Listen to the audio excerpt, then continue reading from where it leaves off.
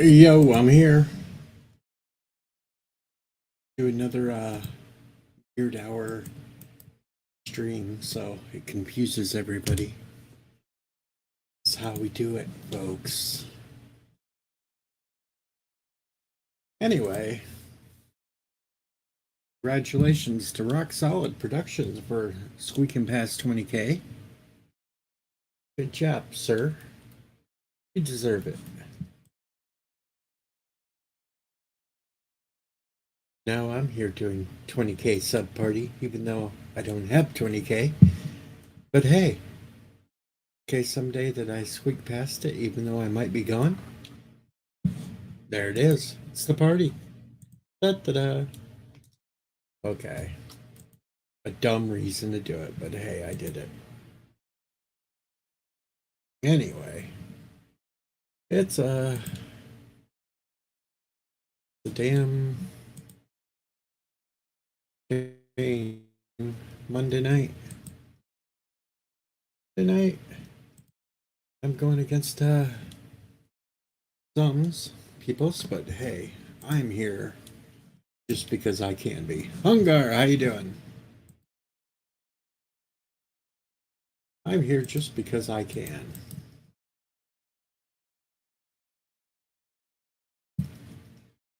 What the hell?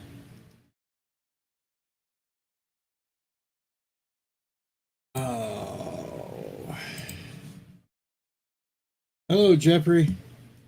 Well, go to bed, Hungar. Get some sleep.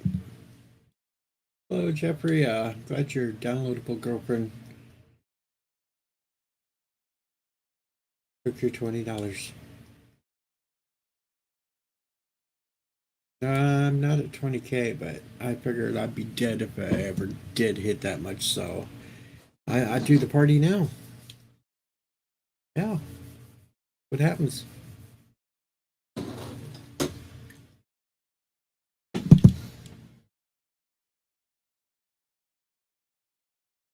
That's what happens.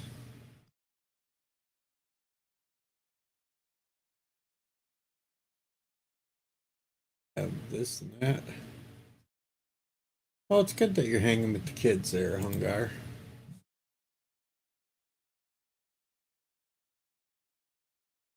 I'm hanging with nothing.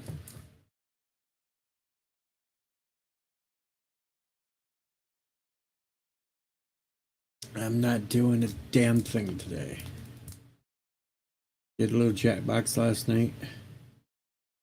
That happened. Um, yeah.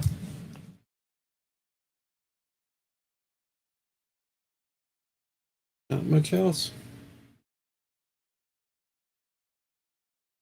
Yeah, I know it costs lots of money just to come to my stream there, Jeffrey. That's okay. Oh, my body aches. Tired of getting old. Damn it, I'm tired of getting old.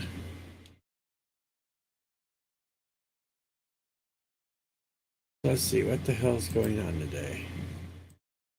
Um, Not much at all. We are planning on doing Name That Tune this Sunday night over on Hansar's channel.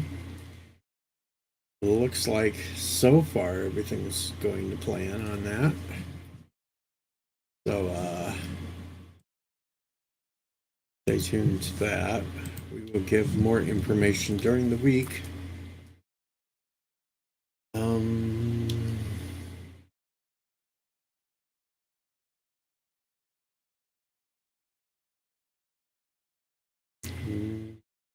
can't really think of anything else. Well, let's see what the hell's trending on Twitter. See if there's anything I can make fun of.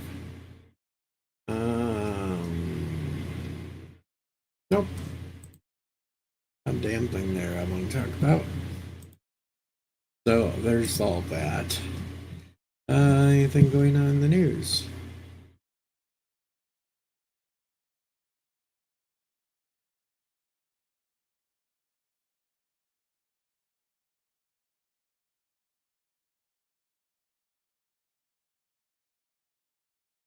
Tom Sizemore's doctors have recommended end-of-life decision after brain aneurysm. No further hope. So that that's pretty crappy news. The old Blackhawk Downstar. Um,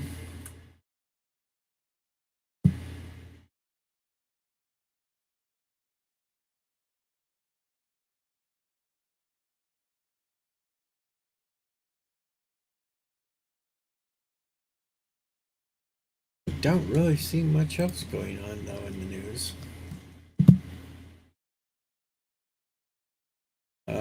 Alec Baldwin hit with new Rust lawsuit by 3 crew members. So things are just going a little more worse for him. Not that I really care because he's a horrible individual.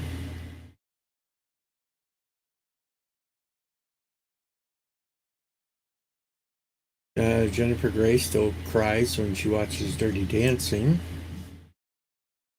Oh, Night Breeze.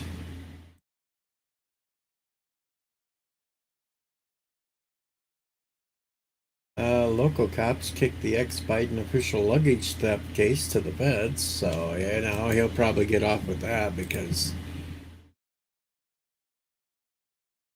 they're all corrupt.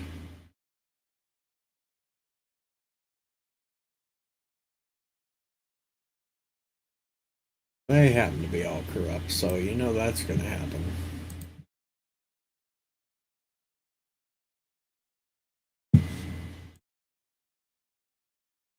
And we got Mr. 20K himself here. Rock solid. Thanks for coming by and hanging out, man. I appreciate it. Oh, no problem. I got to go celebrate with somebody going to hit 20K. It certainly ain't going to be me.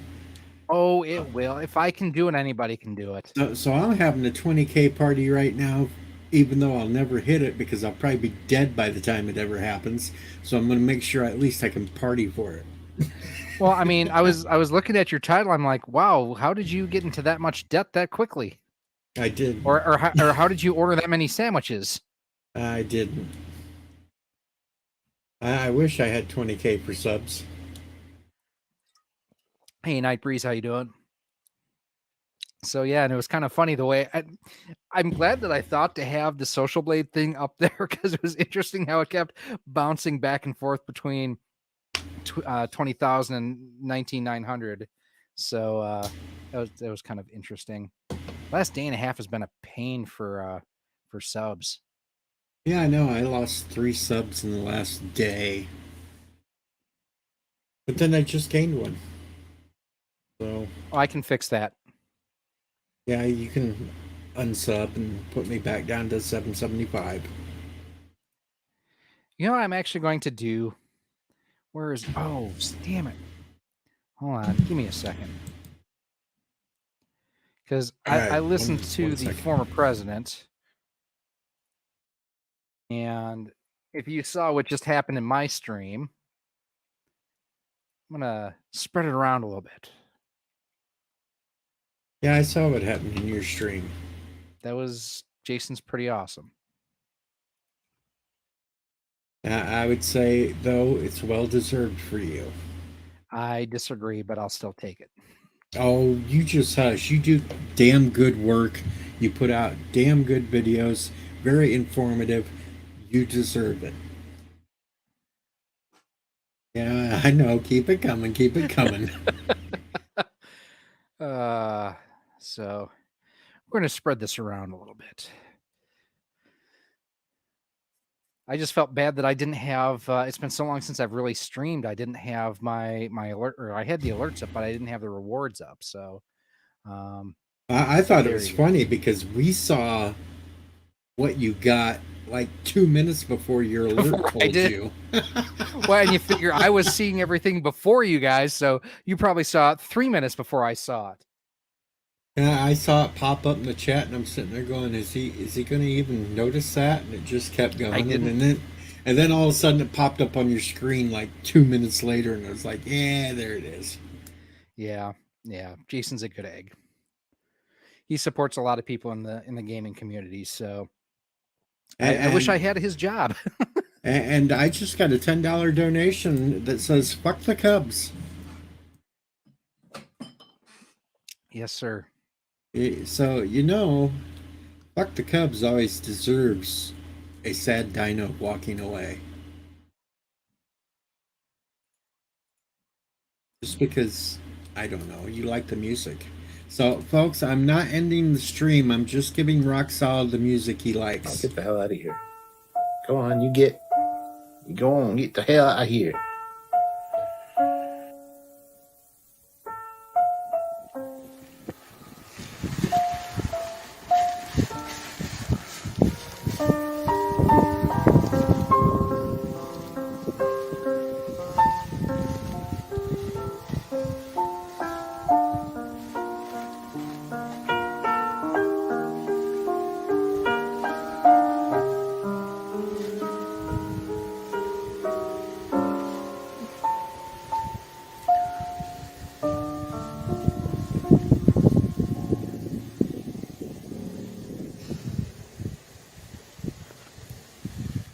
Not done Yeah. already. Yeah, that's a lot nicer than the song I found that drives LDG out of the stream. Wait, there's I- something that drives him out of a stream? Oh, yeah, he jumps right off my stream every time I play it. Teach me. It's 1 minute long. It's very dark though. But here, I'll let you watch it.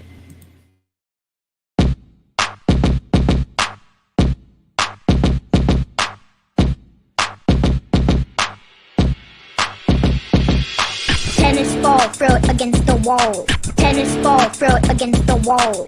Tennis ball, throw it against the wall. Bounce, bounce, bounce, bounce, bounce. Tennis ball, throw it against the wall. Tennis ball, throw it against the wall. Tennis ball, throw it against the wall.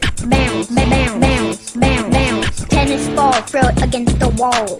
Tennis ball, throw it against the wall. Tennis ball, throw it against the wall. Helps me forget about my cancer.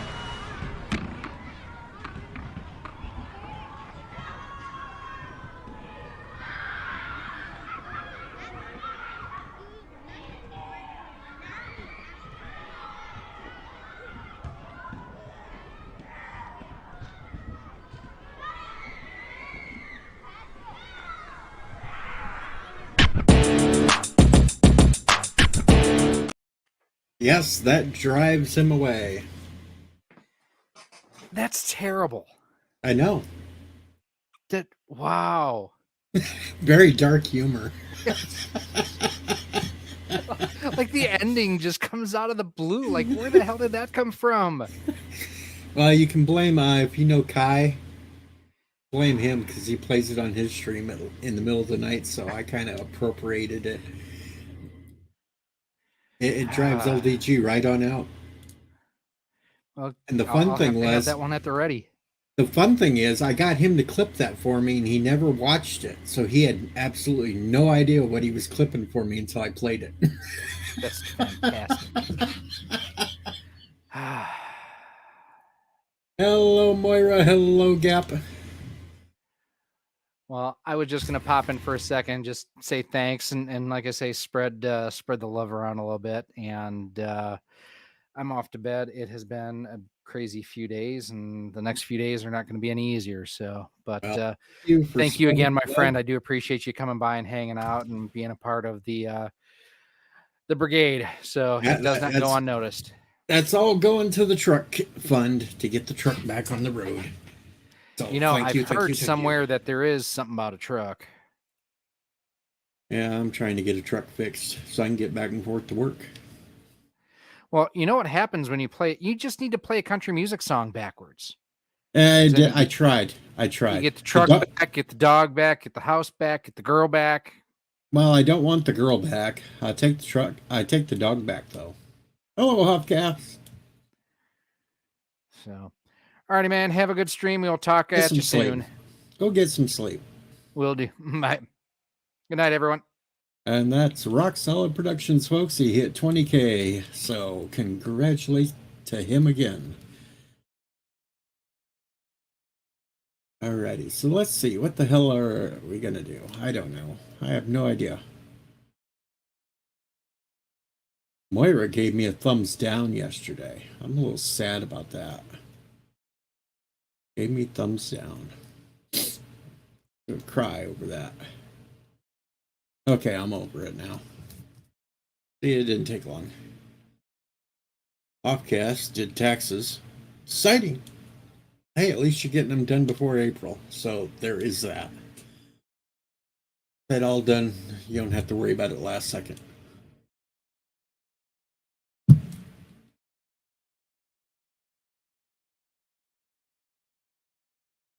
The hell, I just seen a video of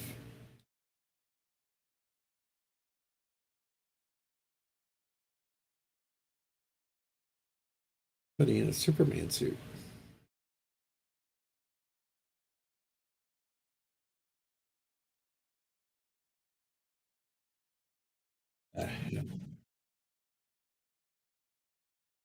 The hell did I just watch? Jack Black in a Superman suit. What the hell? Jack Black trying to be Superman.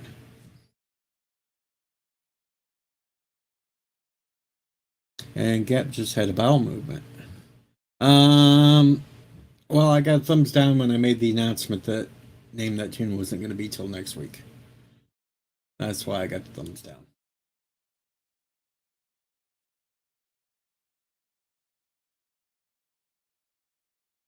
Yet, I was still nice enough while playing 7 Days to Die tonight. I was trying out a new mod to where you can get little followers that help you gun down zombies. I renamed one Moira. So I have Moira running around the game with me.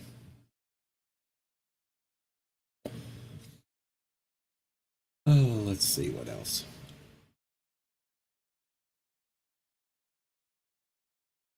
I have a new little video coming up this week too. I'll have a new little super chat coming up this week. Could get laughs, and it's not dark like the tennis ball one either, so I shouldn't get too many complaints. Let's see, it's Monday night. Not much going on a Monday night. I just thought I'd do a little stream, see if anybody was around.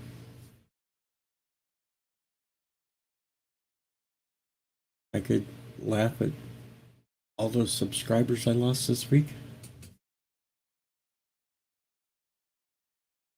That's the thing. You go to a stream and somebody tells somebody to sub to a person, and they do it for like a day or two, and then they turn around and just unsub.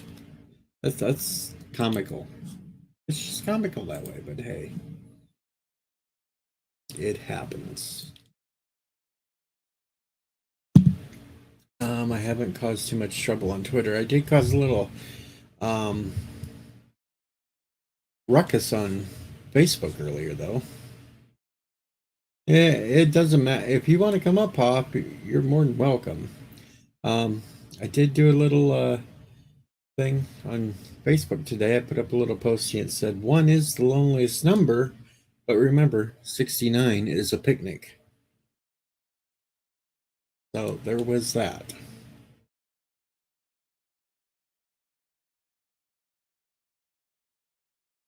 You want to have a picnic, do 69. Don't be 1 is the loneliest number. 1 is the loneliest number that you ever do.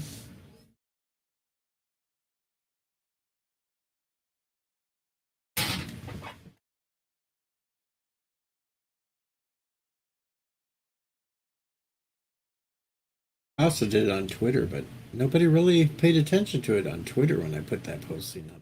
Facebook, they paid attention. 2 can be as bad as 1, but 69 is a picnic. Just remember that. All right, I gotta scroll my Twitter because I can't stand looking at Jack Black in a Superman suit. No, that would be like trying to squeeze me into a Superman suit. It's okay, Hoff. I'm not gonna do a super late stream tonight, anyway either. And hello, Multi Gunman. What's new? We're celebrating my 20K sub party in case I'm dead whenever I hit 20K. So we're doing it tonight. You know, just to confuse the people when they look at the title of the stream. You gotta confuse the people. All you gotta do is confuse them. Make them question their own sanity. They'll see 20K subs and they'll go down and look at how many subs I have and nowhere near it. But it's always good to question everybody else's sanity every once in a while. Always do that. Let me see. Is there anything else that's comical? A couple more days, I can watch the episode 3 of Picard, so I can figure out if it's going to continue to be boring as hell. Nightbreeze streaming on Twitch. He's a Twitcher. You know what they said in Dawn of the Dead? The Twitcher.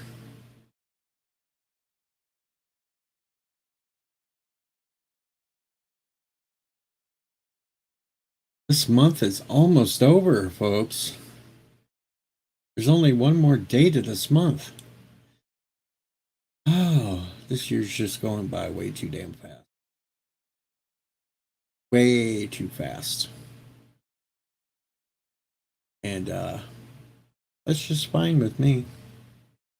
Though it does get me closer to that dreaded birthday coming April. I got to do a super long stream for that.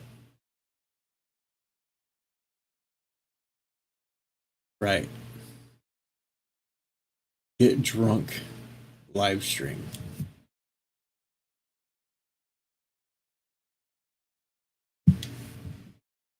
Ah, 52 Nightbreeze. 52.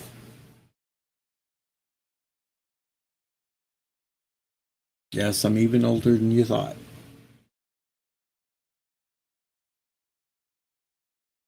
Luckily, though, Salty Trucker turns a year older 4 days before me, so I won't be catching up with him. Let's see. Warp's trending. Leonard Nimoy is trending. Don't really matter, though. None of those. Doesn't matter.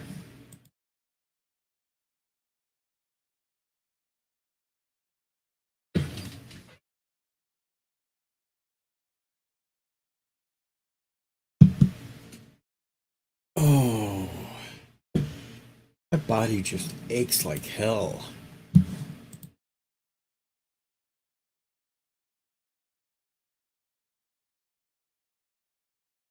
What else is going on? National.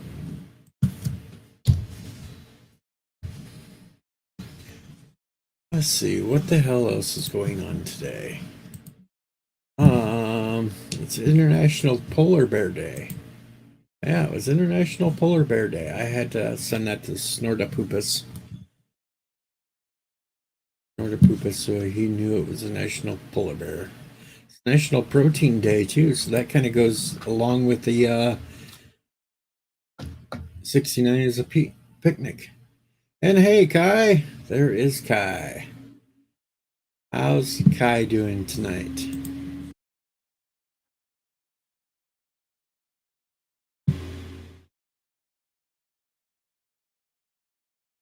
Let's see, Cypress Green Monday. Yeah, clean Monday. I didn't clean a goddamn thing today, so I don't care. National Albert Day, so if there's an Albert out there, it's your day. Or at least for another hour and a half. National Strawberry Day. No Brainer Day. Well, that fits me. No brainer. The no brainer man. Oh, Kai had a weird weekend. Yeah, it's got to be weird if you said, fucking finally Monday. Retro Day. Hey, every day is Retro Day for me. I love retros. It's Elizabeth Taylor's birthday today. JWoww's birthday, who cares? Yeah, that's all that. And here's Hop. What's up, boss?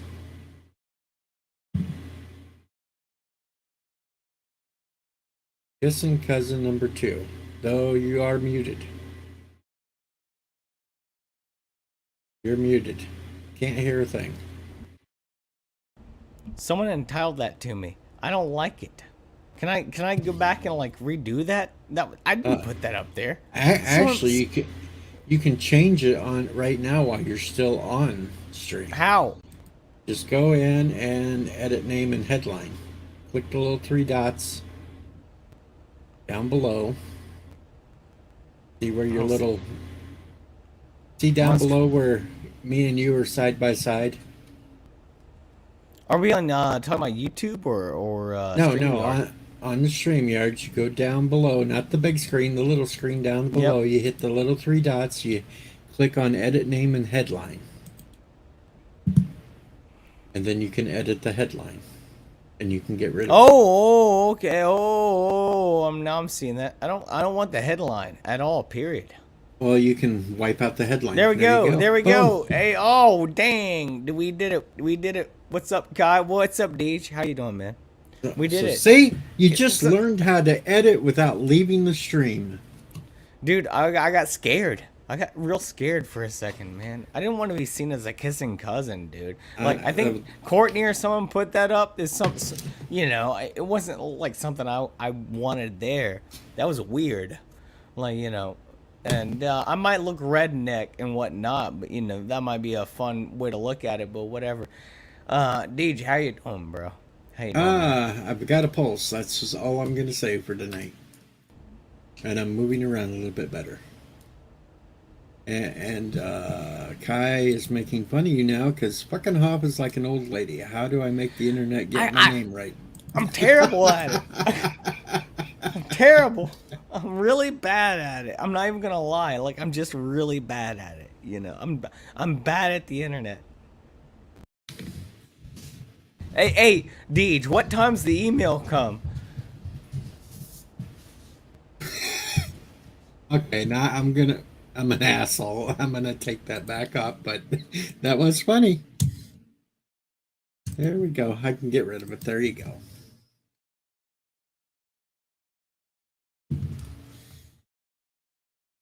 I don't know when the email comes. You know, I put that old flag up on the old mailbox and try to send my emails out, but I never know what time they actually ship out. You know, I wait. You know, the USPS is not reliable nowadays. No Well, doubt I about get that. pissed. I get pissed because I get notifications I got mail and I walk outside and nothing's there. You've got mail. Then I walk out there and there's not a damn thing. Miles Fuckers. done. Dude, today I was supposed to get a package from the USPS. Didn't get it. It's gonna be here tomorrow. Dude, I got a new hat. It's gonna be awesome. I'm gonna wear it tomorrow night on the show. It's gonna be sick. I need some lights. Hold on, I'll be right back. All right, he'll be back, folks. And yes, Nightbreeze me being an asshole. Who would have guessed? That's right. It happens. I just don't put headlines down on my name because it takes up more room over the whole damn thing. My name is good enough there. Anybody else needs to know anything else, they can go look it up. Screw that. You know, Deej, a lot of people think my name's not Hoff, but it is. You know. No, it's hopping on. So I don't, and that's, well, that, you know. Not a cult. Hashtag not a cult. But, It's not a cult. No. a lot of people think my name's not Hoff, but it is. Like I'm not making things up here. My name's Hoff. Is that my full name? No. Why would I do that to myself? But is it my name? Yes. So, that's all I'm saying, you know? Is your name Deej? Or is your last name Odyssey? No. You know what I mean? But it is my name on social media, so that's all that matters. And a lot of people say like you should put your real name out there. I don't agree with that, dude. I think you're asking for trouble if you do that crap, dude. Like, yeah, and some people already know my real name because they have me on social media like Facebook, so they know who the hell I am. Obviously, you're gonna have some people, but you have to have people you trust with that. Very few people. It's like Nightbreeze knows who the hell I am because we only live a few miles apart and we've known each other for like 25 years and played D&D and everything else together and got drunk and It's a little ate different. burritos and gassed everybody out. Good old Taco Bell run. That's right. Used to get the big bean and beef burritos and we'd eat like 6 of those bastards each. And then destroy everybody around us.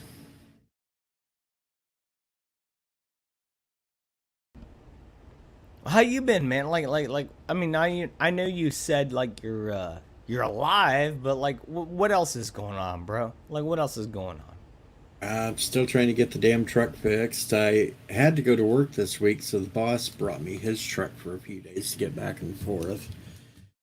Boy, after all winter of relaxing, trying to chase cattle around hurt real bad. Of course, one of the bulls wanted to chase me too and help me over the fence. That was fun. I almost got over the fence all by myself, but he caught me there at the last second and helped flip me. Sounds like an episode of Jackass. It was. Luckily, I landed in a foot deep mud and shit, so I literally got shit-faced. No booze involved, though, damn it. That's the worst kind. I know it. Especially when it's only like 32 degrees out and you're soaking wet and you're covered and you gotta go hose yourself off before you can even get back in a truck to drive home to take a shower. That just sucks. I mean, it kind of sounds like a good time, but also like it sucks. You know what I But, mean? you know, if I was 20 or Like, that's not a 30, routine day for a lot of people. For a lot of people, routine day is going to the office, getting showered, dressing up. And, you know, that's not a routine day for you either. But also, you had that day. It's not possible for a lot of people to have that kind of a day. you know, if I was 20 or 30 again, I wouldn't have minded getting flipped over the fence and all that. It would have been an episode of Jackass, and I wouldn't have felt it as bad for a couple of days afterwards. Now I just got to worry about it's calving time, so am I going to have to put my arm up somewhere to pull a calf out? I don't know, but it's possible. Bro, I'd do that. I would totally do that. Well, if I have to do it, I'm videotaping it just so I can gross Bring out a few Hoff people. on. Hoff would love to shove his arm up a, you know, and bring life to the world. You know, I would do it. I would do it.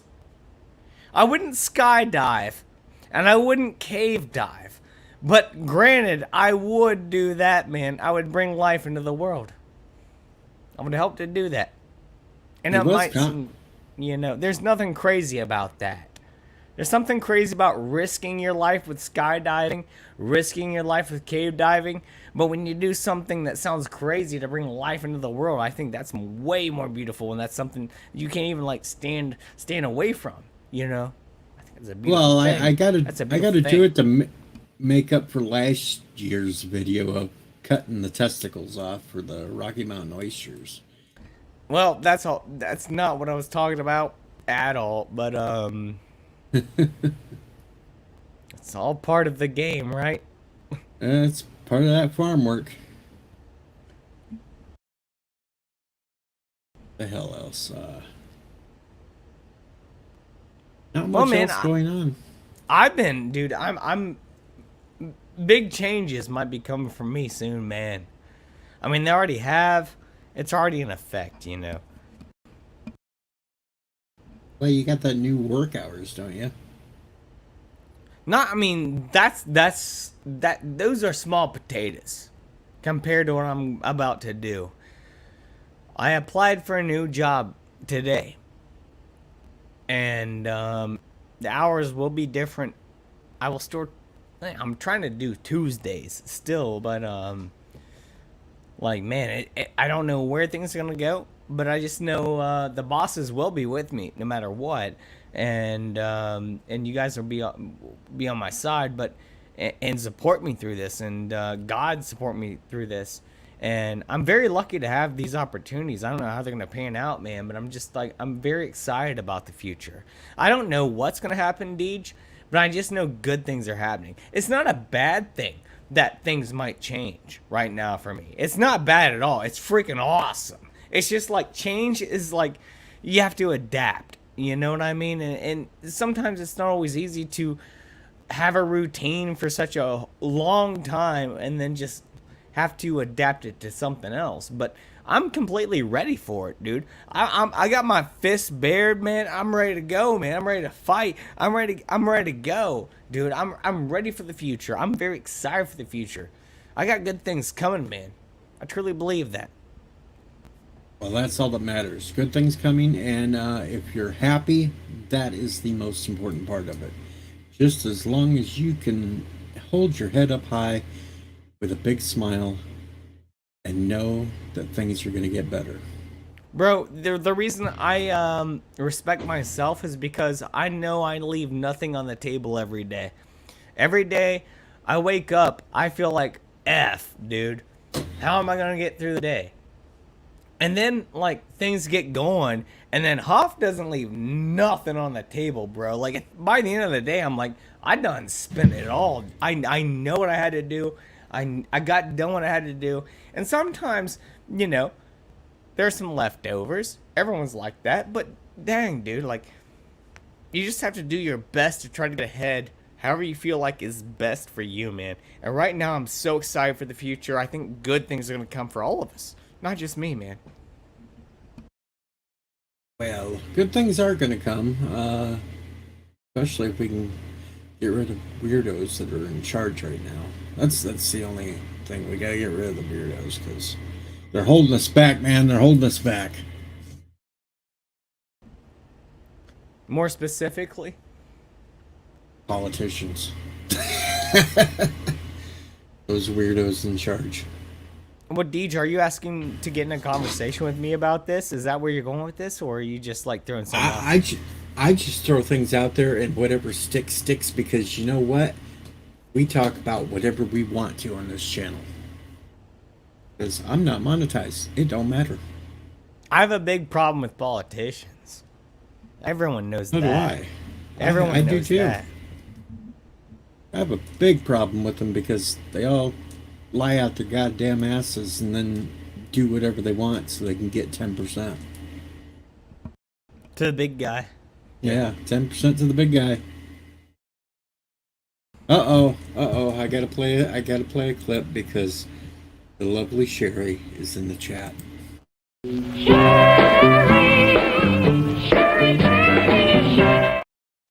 There we go. Lovely Sherry is in the chat. Sherry is just such a solid person to have around. Lovely lady and an absolute boss. And she really livens things up when you see her around. It's like just such a nice thing to have her in your presence. You know. And then when Cheers to Sherry. she starts making the memes, though, you gotta watch out. I love them. You better watch out. You better not cry when Sherry makes memes. I'm telling you why. She is out to make you laugh. I don't know. She turned me into She-Hulk one day, though. That was creepy. Oh, Mission accomplished. You want to see that one? She turned me right into the freaking She-Hulk, and there's what I look like. Oh no. Yeah. Yeah. I think I have seen that actually. It looks more like me just if you colored me green. She also turned me into Susanna Hoff from. Oh no, she turned you into Susanna Hoff. That's right. That was the last time you were on the stream when she turned you. Yeah. My Walk favorite like one's a the chip Nickelback one. You know, my favorite one's the Nickelback one. Yeah, big Nickelback fan. How the hell we wind up like this? You know. This is how you remind me of what I really am. You know what I'm talking about, And Deej? You know what I'm talking It was about? Stephen Walton. I know what What's you're talking about. up, Steven? Do you regret having me on at this point, Deej? Nope.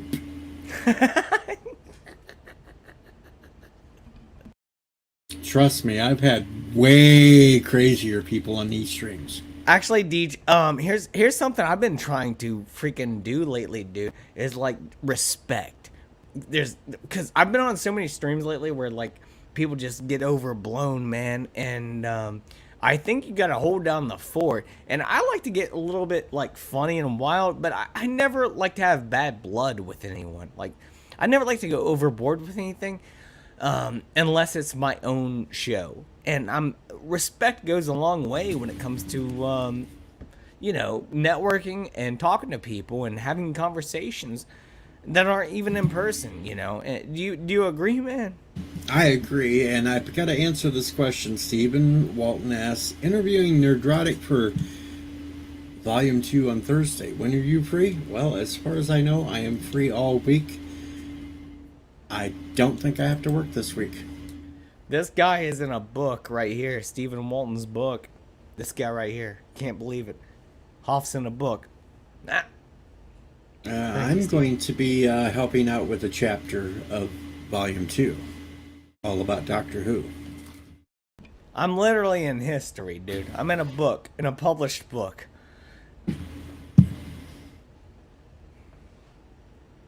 That's crazy. It is crazy. But crazy's fun. And remember, Sherry, the cheapest concert I've ever been to, it was a 50 cent concert featuring Nickelback, so it was only 45 cents. Oh, don't do that. Oh, no.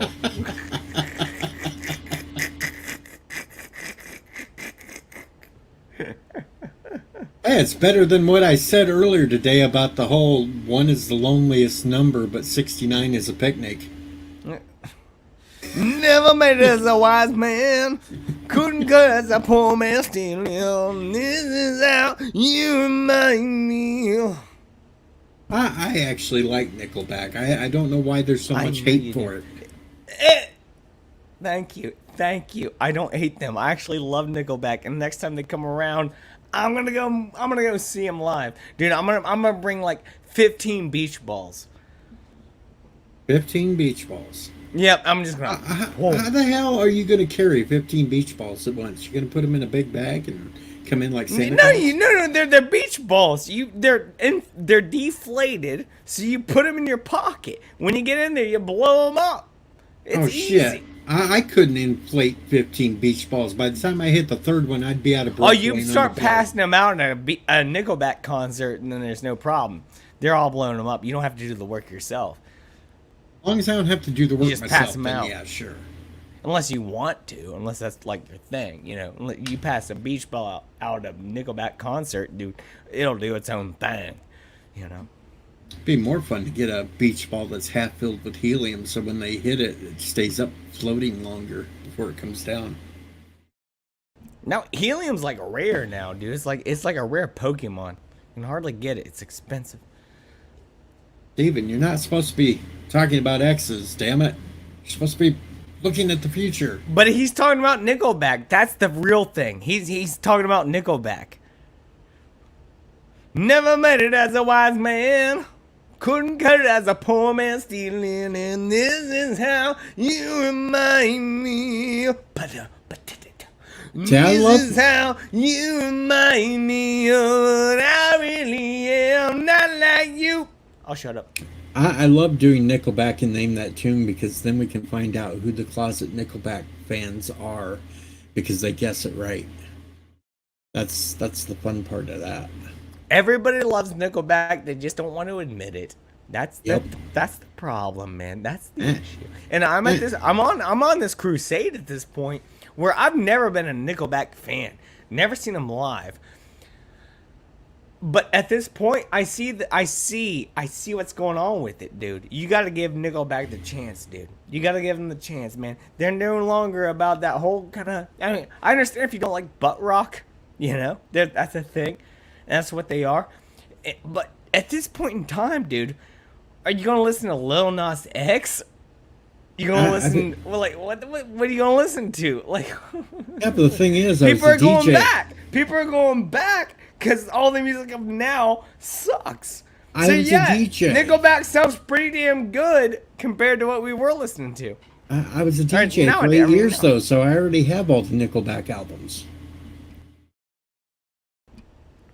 Yes, I just admitted, folks, I have all the Nickelback albums. I want to start getting. I want to get a couple of Nickelback vinyls on vinyl, dude. I collect vinyl, big vinyl guy here, records, and don't own no Nickelback. But I like to get that one that's got the "This is how you remind me what I really am." My guilty pleasure is sitting back listening to Nickelback and Smash Mouth all at the same time. Hey now, you're an all-star. Dude, that guy got wasted like at every concert recently, the singer. Like a couple years ago, he was getting wasted at the shows and he was like making fun of the fans. It was crazy, dude. Wow. I'm surprised Steven hasn't popped up here. He's just sitting down there in the chat. What's up with that, Walton? Well, at least he does think Smash Mouth was great. Say it if it's worth saving me. Though Dude, they, that's a great song. That's a great Smash- song. They Smash say a hero can save us. And I'm gonna stand here and wait. no, Nailed it. Smash Mouth is not in my top 5 of best bands of all time. That was Nickelback. No, Nickelback's not even in my top 5 bands of all No, time. not me either. No. Nickelback is not. No. That's a problem, dude. I have fun with Nickelback. A lot of people like Nickelback is off the table. No, Nickelback's on the table for me. They're not one of my favorite bands, period. But I have fun with them. And it's fun to joke around with it, man. And I actually do enjoy Nickelback. I enjoy these cheesy bands and stuff, just like I enjoy cheesy movies. It's the same thing. Like, you take something too seriously, it's on you. You know what I mean? My top 5 bands would be The Beatles, number 1, Pink Floyd, number 2, Led Zeppelin, number 3, AC/DC, number 4, and well,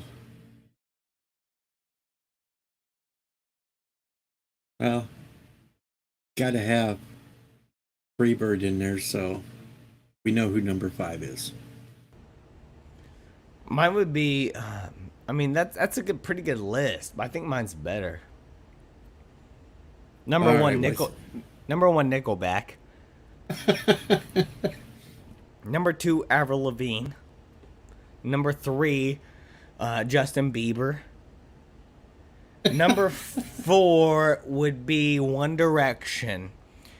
And number 5 would be that Japanese kid band who had a McDonald's menu item. What? No Tiny Tim?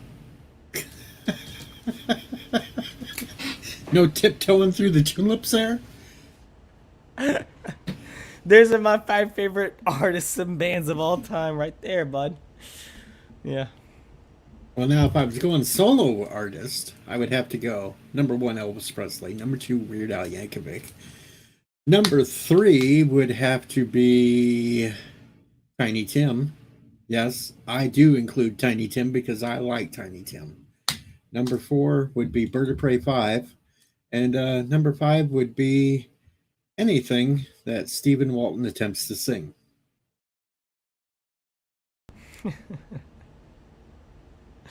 My number one favorite solo artist of all time is that guy who covered Ricky Martin. She bang, oh baby. William Hung. Well, yeah, that's my favorite solo artist of all time. William Hung. Yeah, William Hung. That's my favorite solo artist. Yeah, the women love him because just of his last name was Hung. She moo. And Kai says he was a boy, she was a girl. It couldn't get any more obvious. Fucking Avril Lavigne. He was a skater boy. She said, "See you later, boy." He wasn't good enough for her. Fuck her, dude. Excuse my language. You said you're not monetized though, so.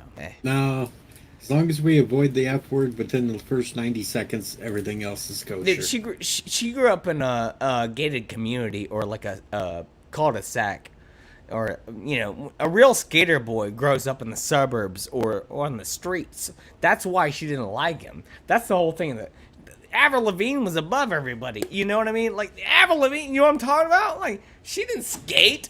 She can't do a kickflip to save her life. And that's the joke. That's the whole point of the song of Skater Boy. She was too good enough. It's true. This is true, Sherry. Avril Lavigne and the singer of Nickelback were married.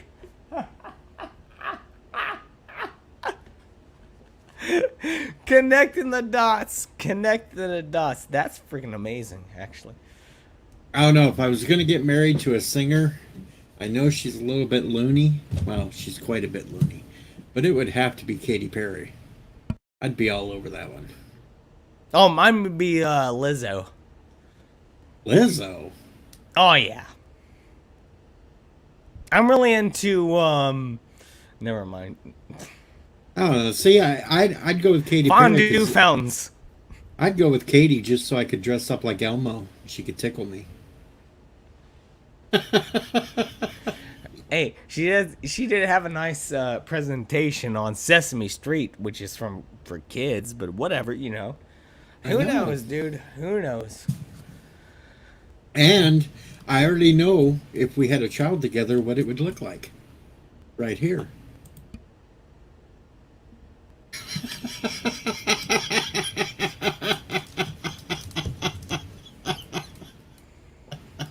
Baby, you're a firework.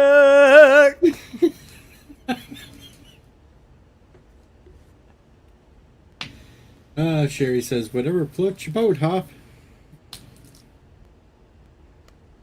Oh yeah.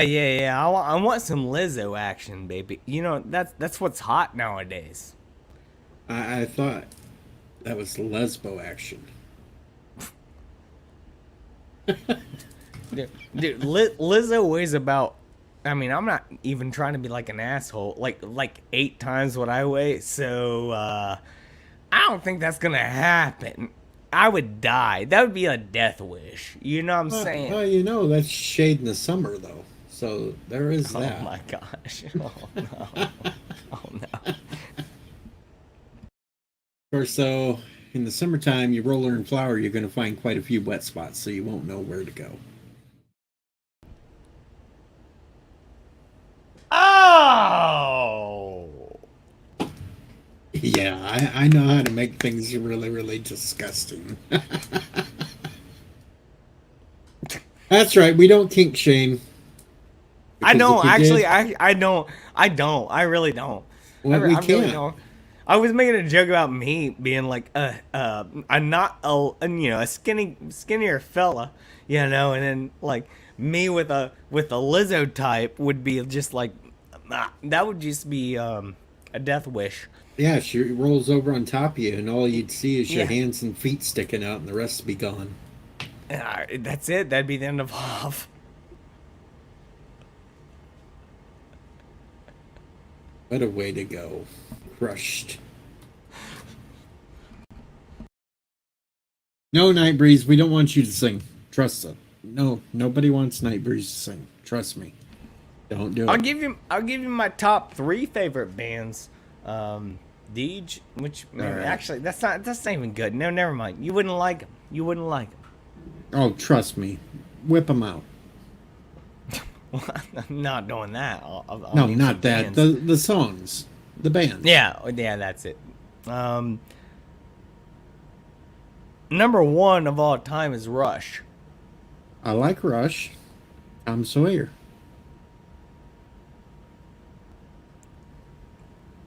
Yeah, that's easy. Yeah. All right, so Rush is right up there. Rush. Rush is the greatest band of all time, hands down. There's no even argument about that. They're like, if you come up to me and you want to argue about it, and you want to talk shit about Rush, I don't care. You know what I'm gonna do? I'm gonna snap my fingers and do a spin move, because I don't care about your opinion at that point. Because Rush, greatest band of all time. There's no argument. That's the way it is. And I'm not even willing to have the discussion. I'll talk about Led Zeppelin and Beatles and Rolling Stones and all that, but when it comes to Rush, there's no argument. Greatest band ever. All right? There's no argument. Second greatest band of all time, Coheed and Cambria. No one's ever heard of them.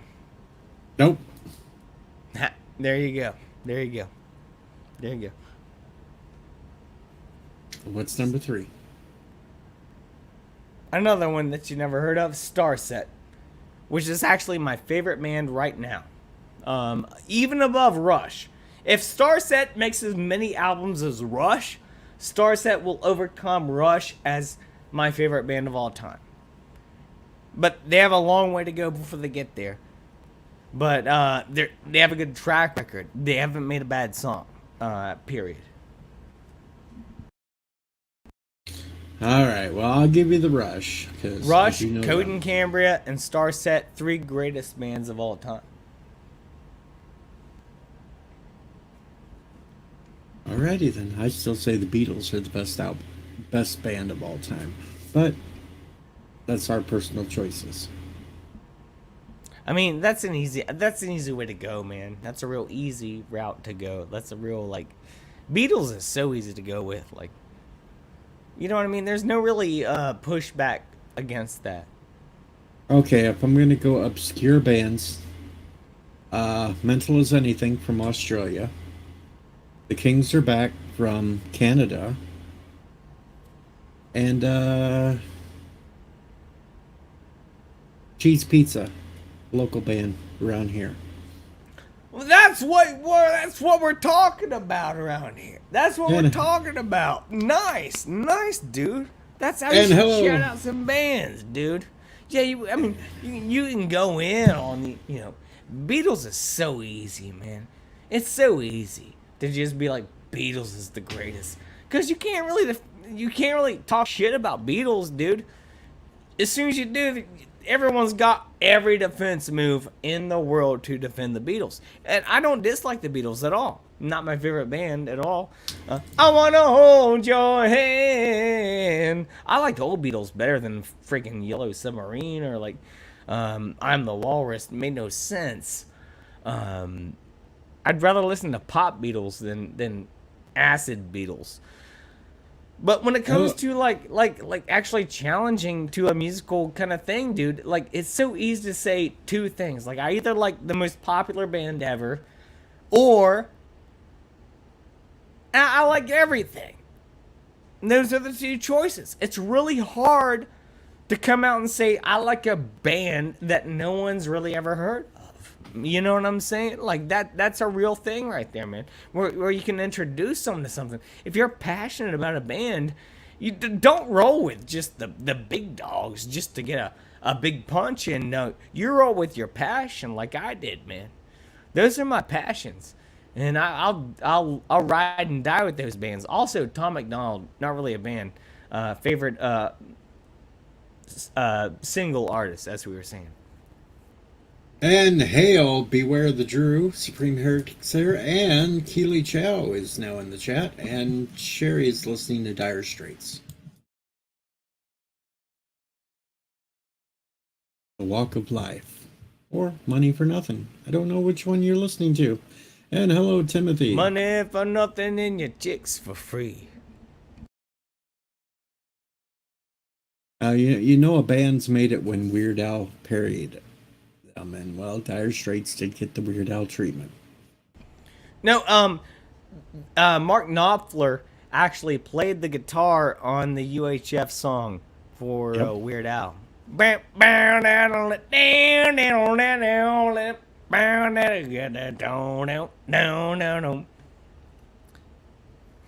Sherry was listening to Sultans of Swing. That's and a Dokken great does song. rock. Dokken does rock. Dokken, yes. What about a little Head East?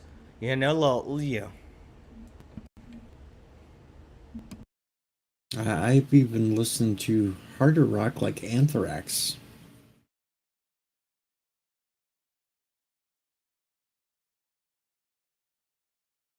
Oh, let's see. Misfits. I love the song Where Eagles Dare.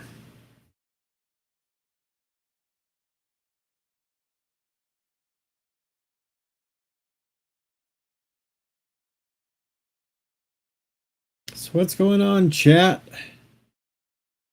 Barnes and Barnes.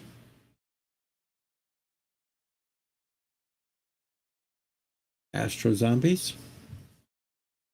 Dead puppies. My Chemical Romance covered Astro Zombies.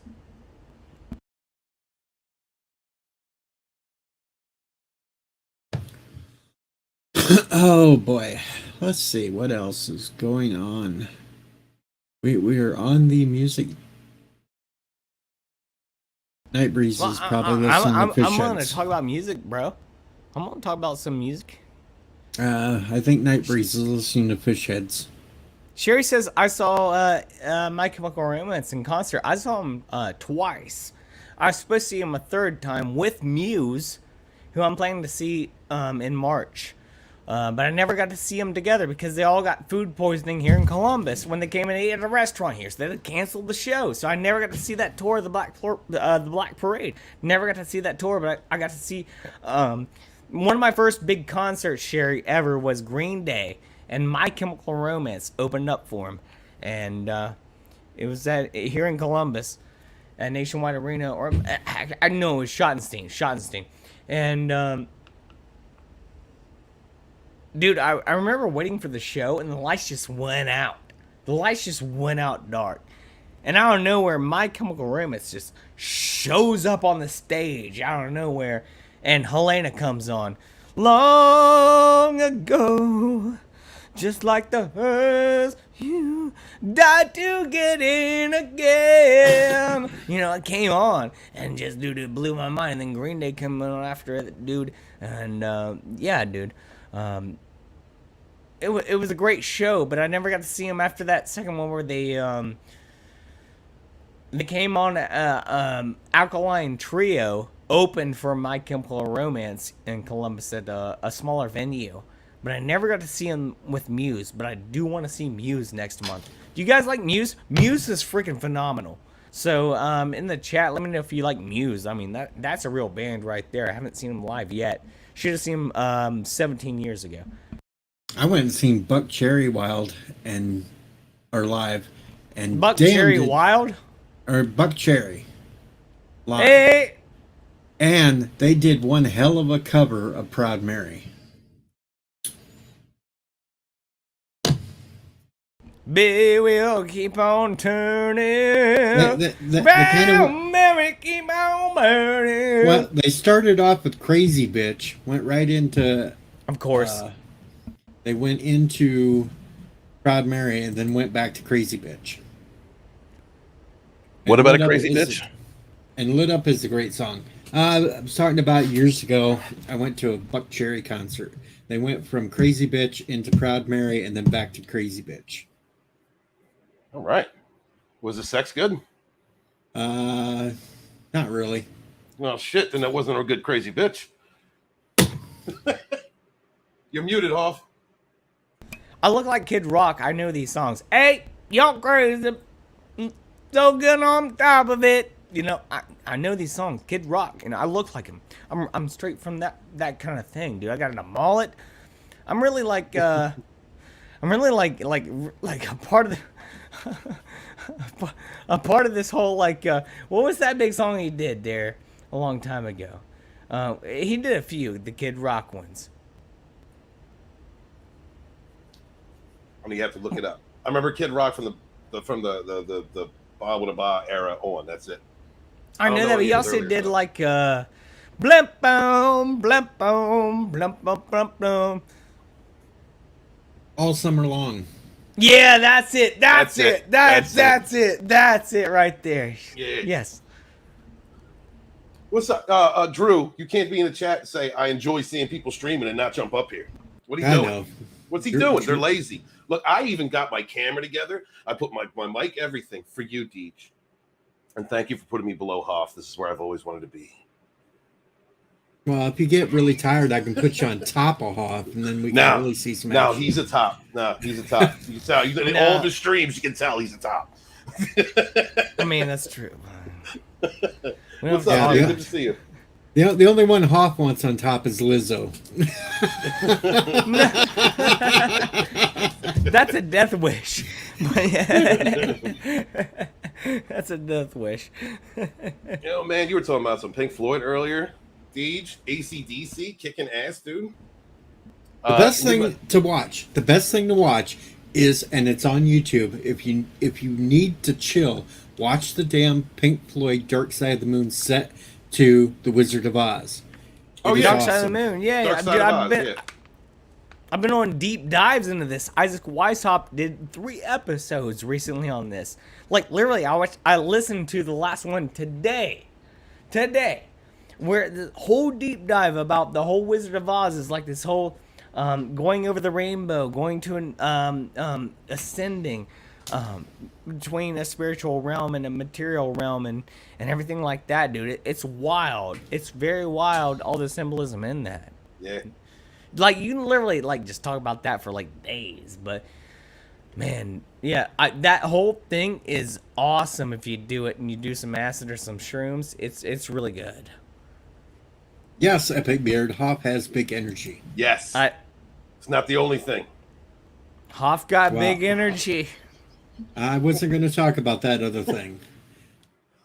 Deej, you're a furry. We don't kink shame here. Not a furry. I only wear the outfits when they pay me. I mean, don't deny it. Don't deny your love. You got to hook up with Mackany. He loves that shit. He'll draw you. He'll draw you with real big, nice curves. Wait a minute. I can already do that because Yeah. there I have the Oh package. God. Oh, oh, get out of my face. We have the package.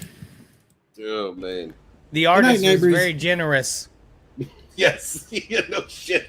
Yeah, that was a Yitzy Lemon special. Man, what's been going on with you, brother? In case you hit 20K, you're still going to be around. Don't doubt yourself. No, I'll be dead before I can hit 20K. Fuck that, dude. You could do it, man. Just take steady work. I had my Dragonstorm channel was at 140 something less than 28 days ago. Now I'm about to hit 900. Just be consistent. Talk shit. I gained three subs over on Orbital Nation stream the other day, and then that's awesome. And then they all unsubscribed to me. What did you do? You showed them the package. Don't do that. No, I didn't You're show them the intimidating me. package. I didn't show them the package. They just didn't like what they saw, and they left. That's a shame. Bro, Hoffcast is like I got like recently I had a couple streams. I got like 20 viewers live, and I got really nervous. And then my last live one, I got like 25, 26, and I was like, Good. super. No, dude, I don't know if I can handle 20,000. You can absolutely handle it. You've been streaming for years, Hoff. I've been watching you. I know, but you man, have a great like, presence. First off, you have a great presence. The people that follow you like Yes. really fucking love your content. Papa Cotton's one of my boys. He's an ardent fan of yours. There's nothing but good things to say. All you got to do is just keep rolling with it. You've got your own click rolling right now. You have the I know energy to make your channel blow up. Just keep rolling. scares me, but I appreciate that, man. I appreciate man. that. Come on that- now. Thank you. The very first 48-hour live stream I did, at the end of it, I had close to 50 viewers in the chat at the time. If I can do it at the end of that long of a stream, you can do it every time. Look at you, Drew. God, you're sexy. It's been a while. No homo, by the way. I haven't seen you in a while. I miss you. What's I going on, know, dude? How you dude. been? I'm just awake because I'm fucking stressed out, dude. This was like one of the most did you stressful start- weeks possible. Did you start the move yet, or did the closing come through? I'm sorry. Do you talk about that online? I'm sorry. My bad. Well, it's the last day of February today, and I've got basically 6-7 days from now, and it's done. The new dude that's moving in, his mail's already fucking coming here. Yeah, triggering every group imaginable. Dude, you didn't see the fucking stream I did yesterday, man. It's hard for me to see any streams, man. I'm sorry, I've been missing a lot. I did Midnight Prism yesterday night, and me and Coyle. Nice. I told Coyle, I'm like, bro, here's the topic for tonight. He's like, no shit. I'm like, yeah, we're gonna do organized religion and control. Oh shit! Oh, I know. Coyle was in that. Hell the fourth. Hell yeah. Dude, oh my God, I swear to God, we probably pissed off every damn religious group out there. And look, this is coming from a Catholic, bro, but I probably pissed off the Catholics, the Christians, the Jews, the Muslims, everybody. Yo, throw some spears at those Wiccan bitches. Those girls are You're crazy. doing it right. You know, You're doing it right. Hey, you know, Hop, I love you, dude. You know, it's like I said in the chat, bro. You're one of the most based motherfuckers out there. I don't interact with you a lot, but you know what the fuck time it is in the world, and I respect it. No, we should interact more though. Is that Yeah, that man be perfect for bro. Anytime, man. Hook up with me and Wes, bro. We got you. Good people, man. I'm always about like connecting and networking. I'm always about that. There's a little bit of docking that goes on around West, so you got to be careful. Well, dude, the shit that's going on right now, though, yeah, all of us that are based as fuck, we need to fucking interact together, for sure. Absolutely. But no, you know, Steve, the shit that is just happening this week, because all this shit on me, I got all this last minute shit. I got to get shit to the storage facility. I've got all this stuff to do, man, and it's like, fuck. I got to cram this shit in like 6 days time. You got to put that in the storage facility, and then you got to. Well, you're gonna use like a pod to transport it to wherever you end up going to. I got a storage facility, and what I'm gonna do is my dude Will said, you know, he's like, well, you could crash at my crib for a couple weeks. Cool. So I'm gonna do that, and then like a few days after the closing, after we get all the shit in the storage facility, I'm going to dip down to Tennessee for about 3 days, just go pound the pavement, try to nail down a job. So your dick will be there day one. And nail down an apartment. And then after I do that, you know, I'm going to come back up here, get all my shit, and just take it down. But it's just, man, dude, you know. It's a lot. All of this shit coming in at once. This is probably, you know, with it being at this stage and at the finish line and everything, like basically being done. Like this last week is just the most like stressful, like, you know, just get it all done week. And it's like, fuck, man. I hear you. I know what it's like. I had to move not too long ago, but a year or so ago. I know, but you got a lot more stuff. Well, you guys got to remember this. I've lived in Lorain, Ohio, 49 years. This is all I've known. Okay, I mean, I've traveled, I've gone on vacays before, but I've never moved. I mean, this is a first for me. You got this, dude. So, you know, all of this shit is like daunting, man. It really is, and it's just.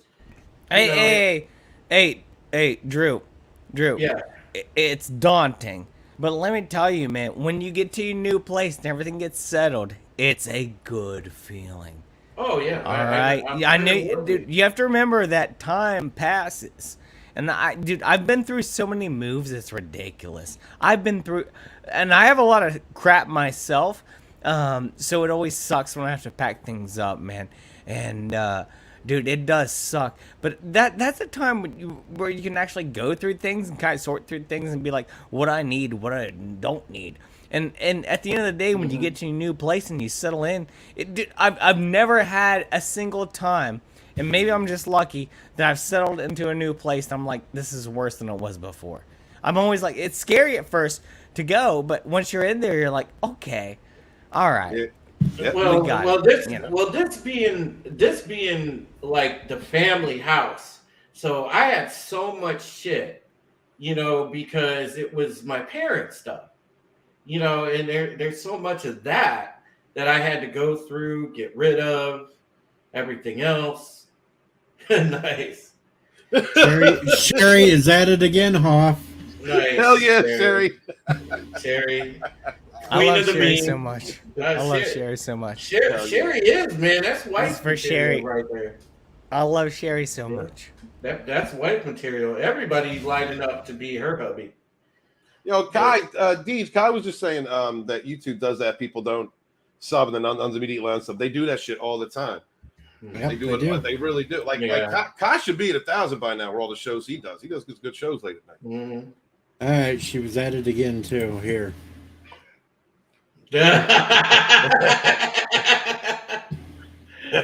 Oh shit! Yeah. No, Jesus. That's great. That's Hey, great. Bert Kreischer. Thank you, Sherry. Sherry, with the tree, you should have had Walton's face on that one. Absolutely. No, next to it, or at least up in it. Good nod in there. Drew, do you know what synchronicity is? Yeah, other than a Police album, yes.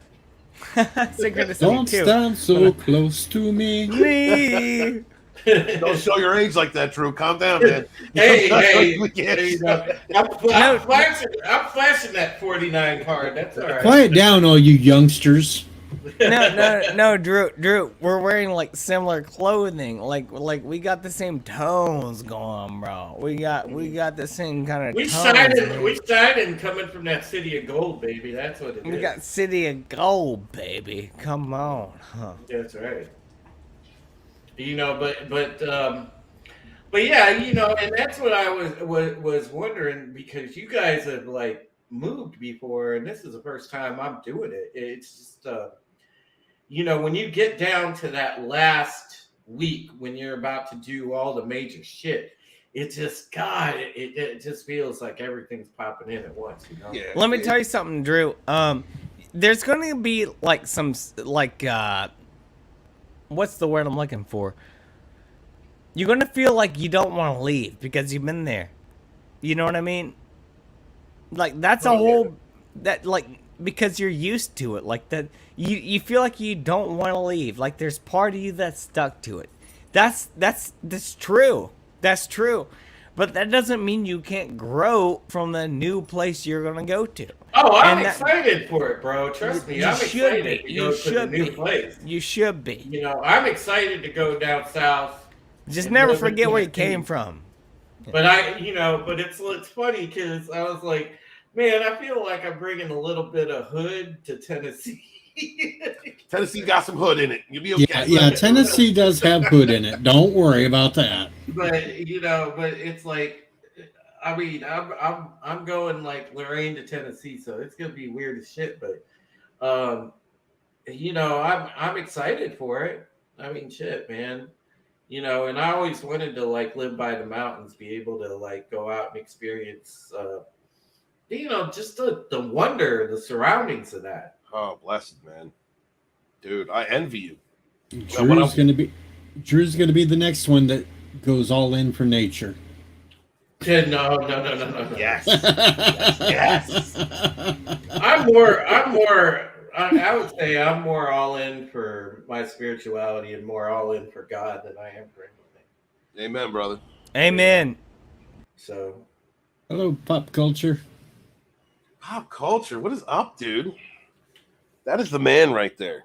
I love seeing him on Wednesdays. Sometimes he gets a chance to pop through on Scotty's stream. Well, Mad stream that I run on Scott's channel. He don't even operate. He don't even doesn't even own stream. Scott is the laziest YouTuber out there. I like pop culture a lot. The thing is, he's either on time I can't be on, or he's talking about something I have nothing to say about. Like, that's no offense at all. Period. It's I just feel like you, it's like a kind of like a niche sort of thing. I'm like, I knew nothing about that. I'd love Pop, to I talk to feel the you. guy. I feel you. Pop. He knows a lot about comics, and he'll start talking about storylines I've not. He emasculates me as a nerd sometimes. I don't tell him That's that. exactly what I'm saying. You know, I don't tell him that. Just I don't want to get my big head. But yeah, I know what you mean. Like, but I like to definitely talk to him for have a stream with him sometime. You should. He's a great dude. He's a good person in this community. Good person. Drew, you're holding your pussy. There's that's the thing. There's a lot of people up in that don't get enough shine that need to, like hail to the Geeky Crochet Maria, that used to be on After the Weekend, and R2 the Icky that does After the Weekend, and people like that, Dreaming Tabitha, and JT, JT Gunn, man, people like that. They don't get the shine they deserve a lot of times. And we got to remember, we got a lot of people that we could lift up. We could uplift. A lot of talent. Yeah, there's a lot of talent. There's a lot of good people. Here's the thing. The numbers that once you get into subscribers that are millions or thousands of views, hundreds of thousands of views, those are fake. We have to realize this. And here, I'm gonna say something. Can I say something? Preach for it, bro. Those are fake views, man. Those are bots, dude. Those are people who are latching on, and not even people, but bots latching on. Dude, I'm not saying that these people don't have a following, that have a lot of views. What I'm saying is they're being targeted. What we have is lower subscriber views and lower subscriber count with a solid fan base is something way more solid in a foundation. And that's why I'm so scared of I don't even want to get any more subscribers unless they want to be on my team. You know what I mean? Hashtag not a call. But it's so easy. If I blew up, I'd be like, oh yeah, I'll take the money, of course. But dude, that's the real dichotomy of it all. What's the truth? What's the truth? Who do you trust? Who are the real people here? What do the numbers really mean? And to me, man, the numbers to me mean nothing besides I see people who want to be involved with what I'm doing. And that's all I care about. Just like Steven was saying earlier. And it's true, man. I can't even believe it sometimes, but I mean, it's not a big thing at all. It's a very small thing, but it's something that means something to me. Well, here's the shit, man. Let me spit some truth, all right? Because Hop hit on something. So if you break it down, and I'm gonna put in maybe a little spirituality tone into this, but listen, check me out, hear me out, guys. All right, you have a lot of people that use Twitch, YouTube, any number of platforms, okay?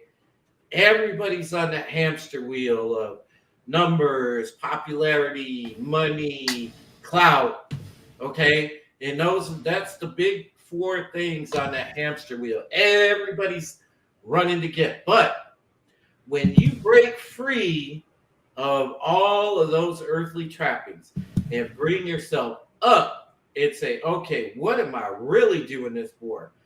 For me, sure, I'm sitting there at 1,460 subs. I've been there for ever. And if you would have asked me probably 3 months ago, I cared about shit like that.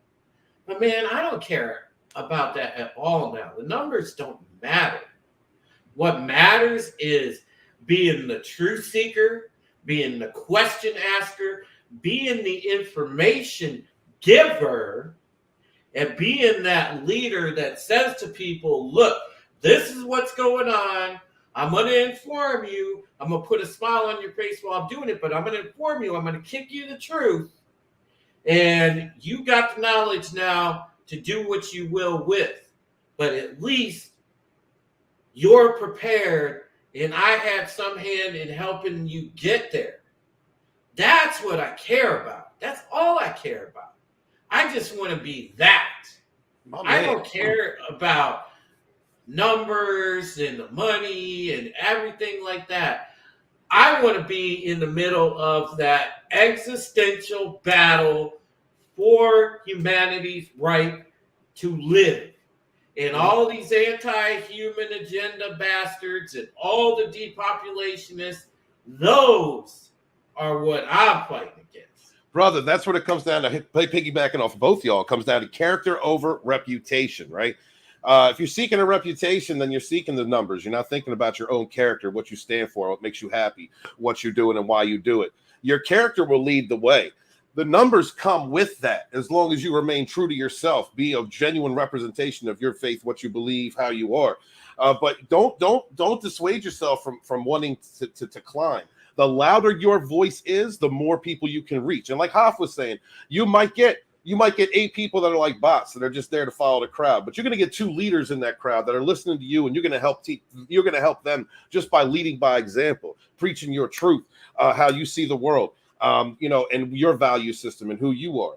And that's what we have down here at the grassroots, man. That's what we got on Hoff's channel, your channel, Deej's channel, many other channels out there. That's what we have. So you're right. The numbers don't matter, but don't dissuade yourself from being that leader, man. Hoff, you're going to hit 1,000, bro. You're going to become monetized. You're going to get to that point. You're going to have streams with hundreds of people in them, just like Drew. Drew keeps spitting the truth. He's going to have that as well. Just keep when it comes down to questioning whether or not you're in this for the money. Look, first off, don't think money is a bad thing. That's God rewarding you for the hard work that you're doing.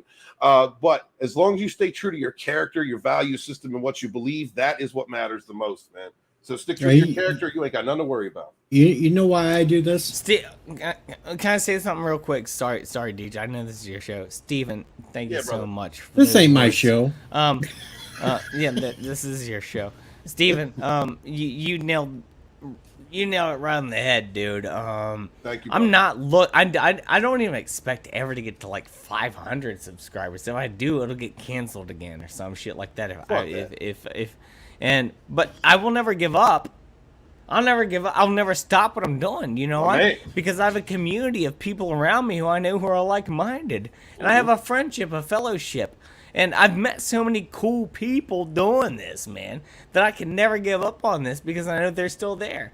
It's not fake. It's not false. This is real people out there. Right. And maybe we're here on a computer screen or whatnot, talking behind a microphone. At the end of the day, these are real people with real beliefs and who have real goals to achieve in this world that we find is very unfair to a lot of people. Yeah. And man, like, I'll never give up on that. And Steven, I really freaking appreciate your words of kindness, man.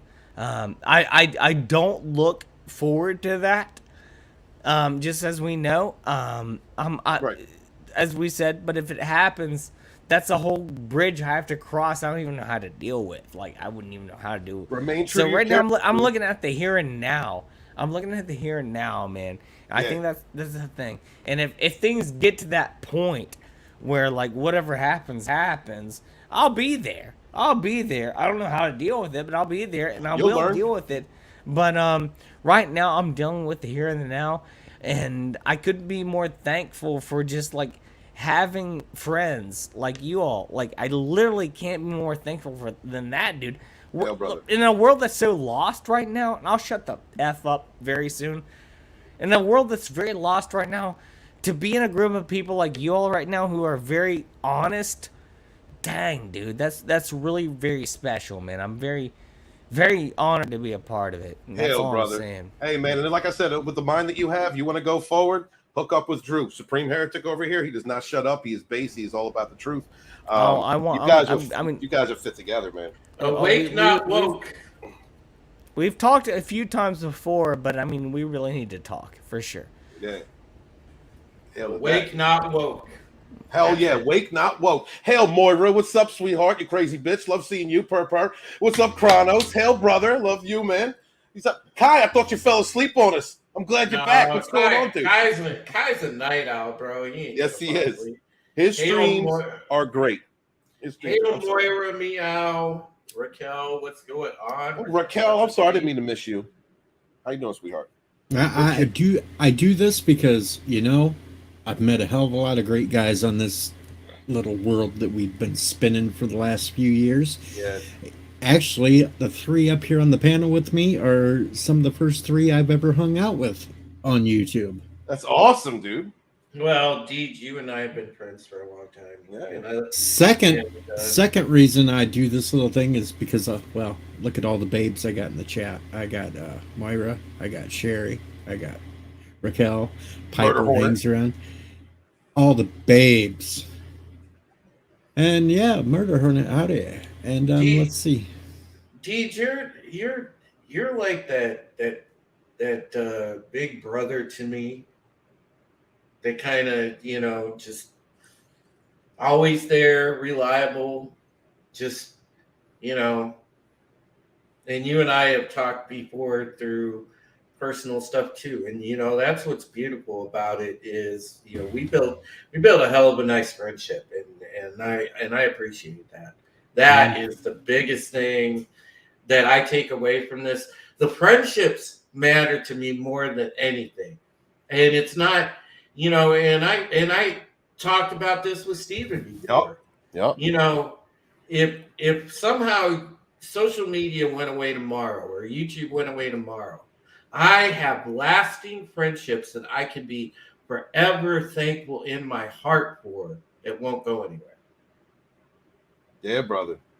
Yep. And yeah, that's what matters more. I was talking about that with a couple other people, you know, that I've got distance from just because I was working or we just, you know, went our separate ways because we work in different directions. People come through your life and then they go through and then sometimes you separate. But if this YouTube thing, fuck this YouTube thing. I'm glad I got people like Drew. I'm glad I got ETEP, Scotty, Culture. You know, like these are people that I love. And fuck YouTube, man. You know, I think you see how I never really had a chance to really get to know Hoff or generate any kind of friendship with him.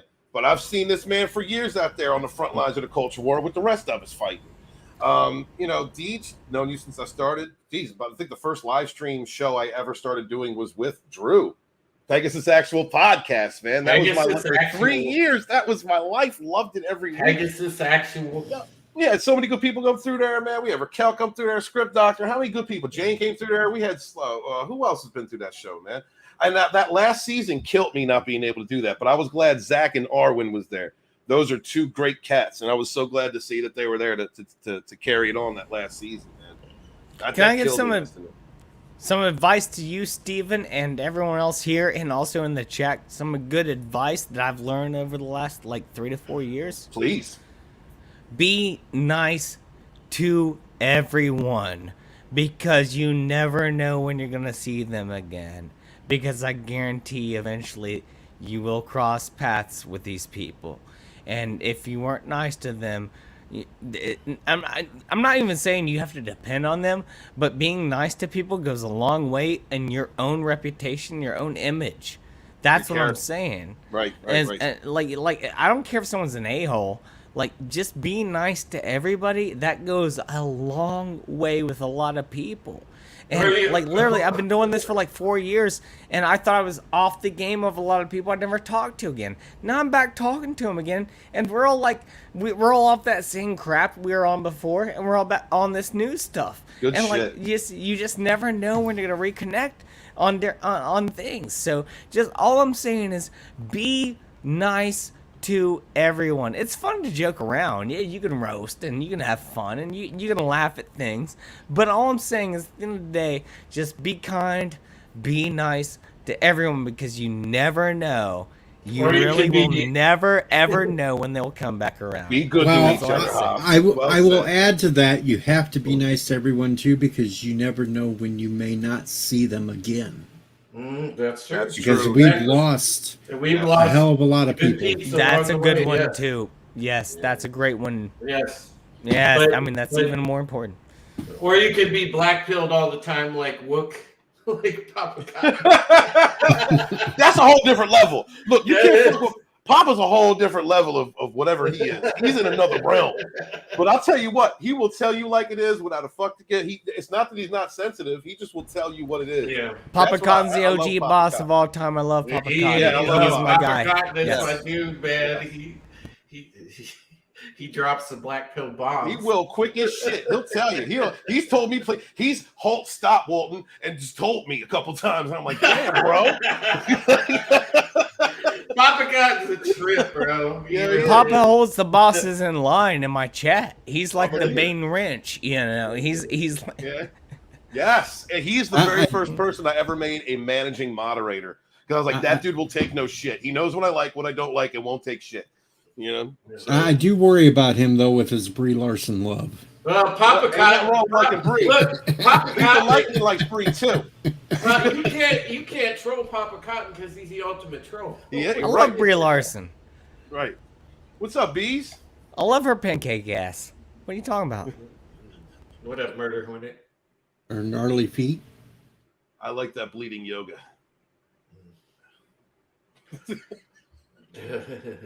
I don't know. You know what opened me up to that? Lethal opened me up to that. When Lethal just came out and said I'd tap it, like he said he'd tap Grace Randolph. That's Lethal Lightning for you. Like, so I was like, you know what? Yeah, I'd tap Brie. I like the damage in her eyes. I think haven't spoke to Lethal Lightning in like 2 years. He's Wow. doing good. He's Is doing he? good? Yeah, Good. he's That's doing- good to hear. Another Australian, you know.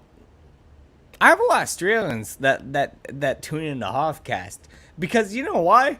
Because I think I have the same sense of humor as Australians, dude. Because I love Australian humor. It's like dry, but not like British dry. You know, it's Right. like in the middle. It's like Anybody dry, from- but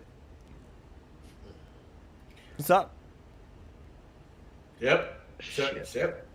My point is all- like Australian humor is like my favorite. I think they're the funniest people on the planet, and you know I get some Australians watching. I love Australians, dude. I'd like to go there if their whole country wasn't infested by giant spiders. But you know, whatever. Listen, first off, Hoff, if we go to colonize another planet, we're sending the Australians first, all right? Because by the time we get there, they'll be riding dinosaurs and shit. They deal with that crazy two-dick It's like kangaroo Starship Troopers. stuff. Yes. Yeah, we'll send the Australians first. No disrespect. That's a compliment.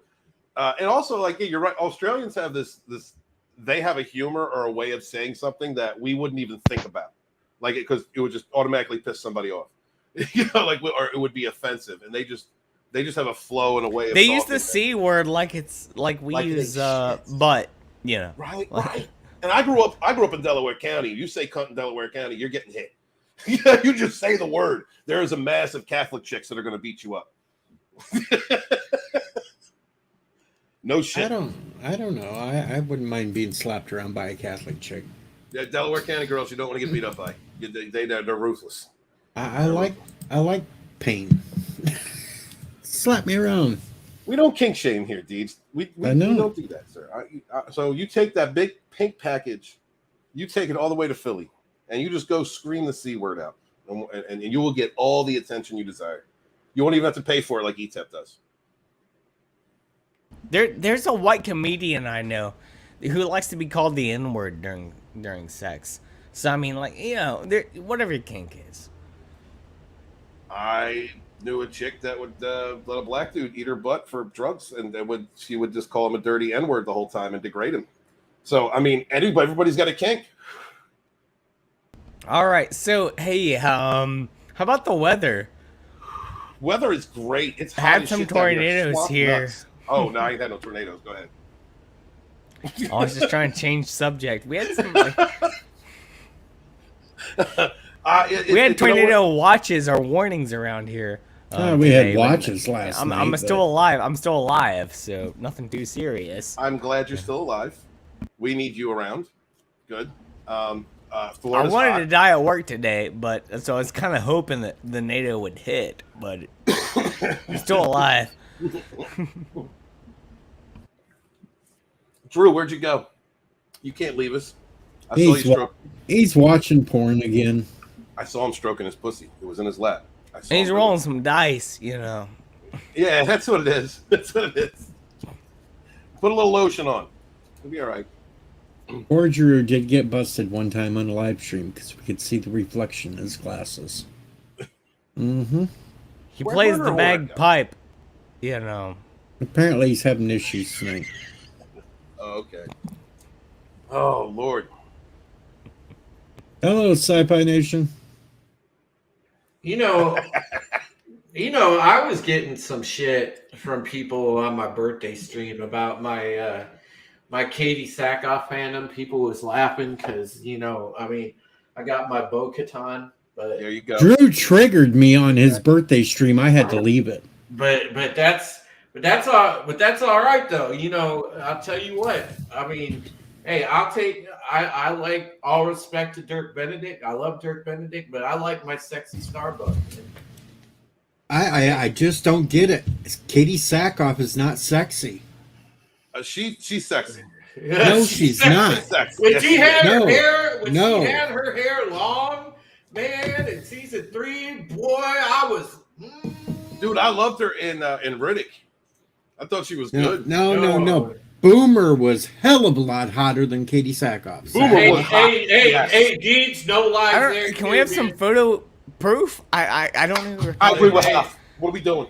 Hey, all I gotta say is this, Deej. With all that AI shit they got now, man. Look, I know it's fucked up, like what the AI is doing now. But man, if they build some human Cylon female models like they had in that show, whoo shit. I'll be going to town, man. It'll be like Spine Glowing City, boy. He said spine glowing city. I'd be going to town. All right. Hoff, I'm going to show you Boomer. I'm going to show you Boomer right now. Good. I had a Boom. dog named Boomer. That is Boomer, damn it. God, yes. Way hotter than Katie Sackhoff. As far as the hottest on the show, yes, I will give you that. I will give you that. I think she's the hottest on the show. But there's a lot Am I of looking hot at a ladies. man? Nah, she's Asian. Oh yeah. That's a man, baby. That's a That man. ain't no man. That ain't That's no a man. man. I don't want to F her. That ain't no man. She F me, dude. She F me. Yeah. Oh man. Oh, where somebody Dude, gets that- drinking over here? To work I'm not trying to get assassinated while I'm having coitus. Unless you're into that thing. I mean, maybe you don't know. You don't know. But- Have you tried it? Drew triggered me by trying to say Katie Sackhoff was the best Starbuck of all time, and there ain't no Have you ever damn- seen No, Kim? Dirk Benedict was the Starbuck, period. No, but I ain't trying to fuck that Starbuck, Well, I didn't Have say you- about trying to fuck her either, but You said her with him. She looks like Kim Jong Un's sister, who is way more evil than Kim Jong Un. That's what she looks like. Hey, All right, there's hold- visceral hatred and off right now. Hold up. All right, you tell me if you would turn away these chicks right now. Hold up, let me. No, Kai ain't lying. Kai, you ain't lying. It's just tall chicks. They don't do tall chicks. Let me go ahead and share this. This is Grace Park and Trisha Helfer right here. Oh, yeah. Yeah. Oh, God. Would you? way better than Katie Sackhoff. Well, Trisha I'm a little partial because look, I met Trisha Helfer and Katie Sackhoff in person at the same time. Thank you for being here, Raquel. Good night, sweetheart. So Good night, Raquel. Are these men or women right there? Are these men Those or are women? Women. I'm starting to women. question you. How those drunk are you, women, bro? huh? Yeah. They're probably men, dude. You can't tell them childbearing hips. Come on now. Are you wait? Hoff's calling dong. I'm calling Photoshop. No, what I'm that's- calling. Well, there's that- definitely that's not. airbrushing. There's definitely airbrushing. Those are dudes. They are not. They're not dudes. See the apple? Adam's apple? Dude? That's it, Hoff. You get this again. We gotta be careful. Oh no! Whatever. Jesus Christ. What the hell is that? That's what you get for thinking. That is a Deej and Katy Perry love child right there. Oh, Jesus. Oh, Jesus. That's what you get for being a dank. Yeah, you're disturbing everybody on the panel right now, Deej. Very, very well done. I just know there ain't no way Hoff's ever gonna get swindled again. God. Again? Why do you speak of yourself? In that Wait a minute. There's a Wait story. There's what's the story, Hoff? Why does this guy refer to himself in a third person? I don't think right. No, that was a joke. But the first point is like it starts off with the catfishing. You know, it starts out. Oh, So so you're a catfish. Okay. No, not me. It starts out with someone doing this. Like you take this little black bastard right here, and you put it up against your face, and you aim it real high. So you take a You selfie. aim it real high, and even if you're like 500 pounds, you know, I don't understand a word you're saying. I get along with Drew more than I do with you for some reason. Oh, Lord. Well, Sci-Fi, you're not going to come up and denigrate my people. Boop. All right. And that's That how you was a take care of that. hammer. Drew. Yeah, I mean, Deej. The hammer, my brother. I mean, that was a nice hammer. That was. I wasn't trying. I mean, That is how you. That is how you say troll. Be gone. It's beautiful. Well done. that was very swift. Smooth. It wasn't it. Deej has a sixth sense about these things, Hoff. He has been around we were all veterans here. Deej apparently has levels beyond us. Well, if we're gonna confuse some genitals, Hold on. Well, I don't know if Hoff can handle that. Like he has to go off screen and like reorient himself. No, I'm good. I just want to take a drink. There's the confusion of the genitals. That's a man. Yeah, that's true. I don't see an apple. I don't see an apple. That's true. That's Drew right there. That's Drew if Drew was a chick.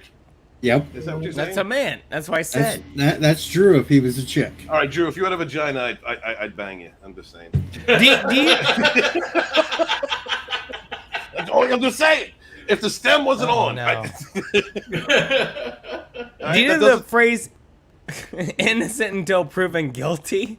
It's like, look, I'm not saying go Kiri. All right, that's not what I'm saying. I'm saying if you have been born with a gash. oh man, yeah, I ain't going Kiri, bro. No. I don't go that route. I like laying down the tea with the women. That's it. I ain't seen Kiri in a hot minute. I ain't seen her since like the operation. She ain't been around. She been around? No, I've seen tweets. I kind of like, I know it's not your crowd. In the respect of being nice, as Hoff said, I'm gonna be There nice. you go. See, I was giving some love because she was a part of, Well, when it yeah, started. she was. She was there. Respect. Yeah, respect. am I spreading love? Am I spreading love? You're spreading love and seed, and you're also questioning Adam's apples. And so All right, well, I'll always do that. I'm just saying. Well, yeah. You're looking out, Hoff. I appreciate you.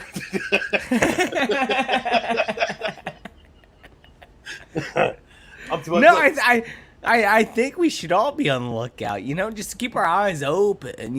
Just watch out for things, but also love one another. Don't kink shame. No kink shame in here. It's been said many times. We all have a place, and every place has its thing. So we have to love one another, but also call someone out when they're off the charts. There's no way around that. True. That's true. I mean, unless you're like professional, like Saggy, like a drama streamer. I love Saggy. That's my girl, but I don't have that ability that she has. Like Max can do it too. Max does it pretty well. Drew, I was on Max's channel a couple months ago, and it's been so long since we beefed. The audience didn't even know to hate me. It was great. It was like, who's this guy? And I said, see, look, it's been so long since we fought. Nobody remembers. I was like, holy shit, man. So many people. We have met so many people in the last several years. between the four of us, all of the different personalities, the channels we've seen come and go. You remember when Entertainment Hacker first started? Look at him now. You know, like, God, I mean, I don't know if y'all remember. You all remember that. You all remember when G&G, Nerdrotic, Doomcock, when they were all like not even monetized yet, or just got monetized, and now look at them. You know, I don't like to I try to stay a humble man. I really do, but I saw the time when everything was pivoting and I was ahead of the game. No, do I get credit for it? No, of course not. But I remember sending Jeremy from Geeks and Gamers a message saying, "You're going to go straight over to conspiracy theory from this because I see where you're going with these movies." And he has Alex Jones on his show. I knew it. I called it. I called it. I called it, dude. I called it straight 2 years in advance. Literally called. Do I get credit for that? No. I didn't even know. No. Do I want credit for that? No. No, but I saw it coming. And he never applied. He never applied because he knew I was right. You know? And I saw it coming. Well, you know, like, I remember starting off, you know, and when I met Bear and Steve and Mike and you know, and Scotty and Jason, and we were just doing the fourth wave thing and Coil, and then, you know, a couple months later, not even, I meet this cat Wes Moody of the Wes Moody webcast, and then magic was born. You know, me and Wes, we just got that connection. Like, you know, his content, my content just fits like peas in a pod. Yeah. You know, we work well together professionally. We know how to, there's just a chemistry there. And Wes and I have been on that track the whole time. We never took our eyes off the prize. As soon as we said, fuck it, we're going all in, we're going to fucking stay in this lane and talk about what the fuck is really going on. When we did that, it was just, we stayed in that, you know, and there's a lot of, later, Kai. It's great to see you. Take care, Kai. Have a great stream, dude. Keep it rocking, brother. But when Wes and I did that, we weren't looking for credit. We weren't looking for anything else. We just was like, fuck this. We're going to tell the fucking masses and try to wake people up. Some of the best people I've ever met. I thank God for people like you, right? Because before I met y'all, like, people who were labeled conservative Christian were people that, like, I just didn't even associate with because I automatically assumed that they would hate me. But it was people like you that taught me different, that helped me to realize our values are more alike than they are way are different, and that we are seeking the same thing. People like Wes, same thing. Great content creator. And you know what? I'm so happy that Wes, when he lost his first channel, he didn't stop. He made that second one and kept going. Wes Moody is one of the best people I've ever met in this community, y'all. And that dude has been through some shit in his life. I'm actually going to interview him. He's going to be one of the first people I interview on my Dragonstorm channel about his upbringing, because he dealt with abusive parenting. And I'm looking forward to that. I didn't even know that, but I knew Wes from the years of talking to him behind the scenes, how much he has struggled to overcome and how much he has overcome to be the person that he is today. And let me tell y'all, when that dude says he's your friend, when he loves you, he loves you. He is your friend. When that dude comes to you with an issue, he is not coming to you out of any kind of hate or aggression. He is coming to you as to troubleshoot, problem solve, and come to an understanding. Every single time I have been through anything with Wes, it has always been with honest heart. I love that dude. And I'm so glad for him to meet people like him in this community, you know? Like Hoff, I knew Hoff was around, didn't even really knew who he was when I was asking for people that wanted shout outs in Phantom Menace Volume 1. And Hoff tweeted at me and was like, yo, throw me in there. And I was like, absolutely. Because he was a part of what we were building and growing. I don't know or have not known everybody that was a part of that initial growth. But I do know that I am proud of every single person who hasn't quit, no matter how far you've gotten, no matter what your aspirations were, if you've reached them or not. I am proud of each and every one of you for remaining outspoken, sticking true to your values, and remaining true to yourself. Because that is what this has always been about. fighting people who label us, who mislabel us, who shift their blame, who shift their aggression onto us unfairly because we love or like the things that we love or like. And that comes down to the entertainments or politics. Man, I'm proud of all you guys. Hey, Stephen, just to be clear, I never asked to be in that book ever. Well, that's why I never asked to have my. I mentioned once, just just like an offshoot. I don't have a chapter on me. No. I never asked to be there. That's why I was so taken aback when I was included. I never asked. Dude. You deserved it. You were there. Like, I just want to make that clear. I never asked. What I was talking about was the page in the back that had a list of everybody that associated with TFM or was a part of that atmosphere. That wasn't even that. You weren't even there. Your name's in there. Your name's on that page. I was in the back, but I know the page I was in. It was like in the first couple chapters where you mentioned all the crew and everything. Yeah. And no, I never asked to be in there, Steven. Okay, but I do appreciate that, man. Yeah, I would never ever ask to be a part of anything.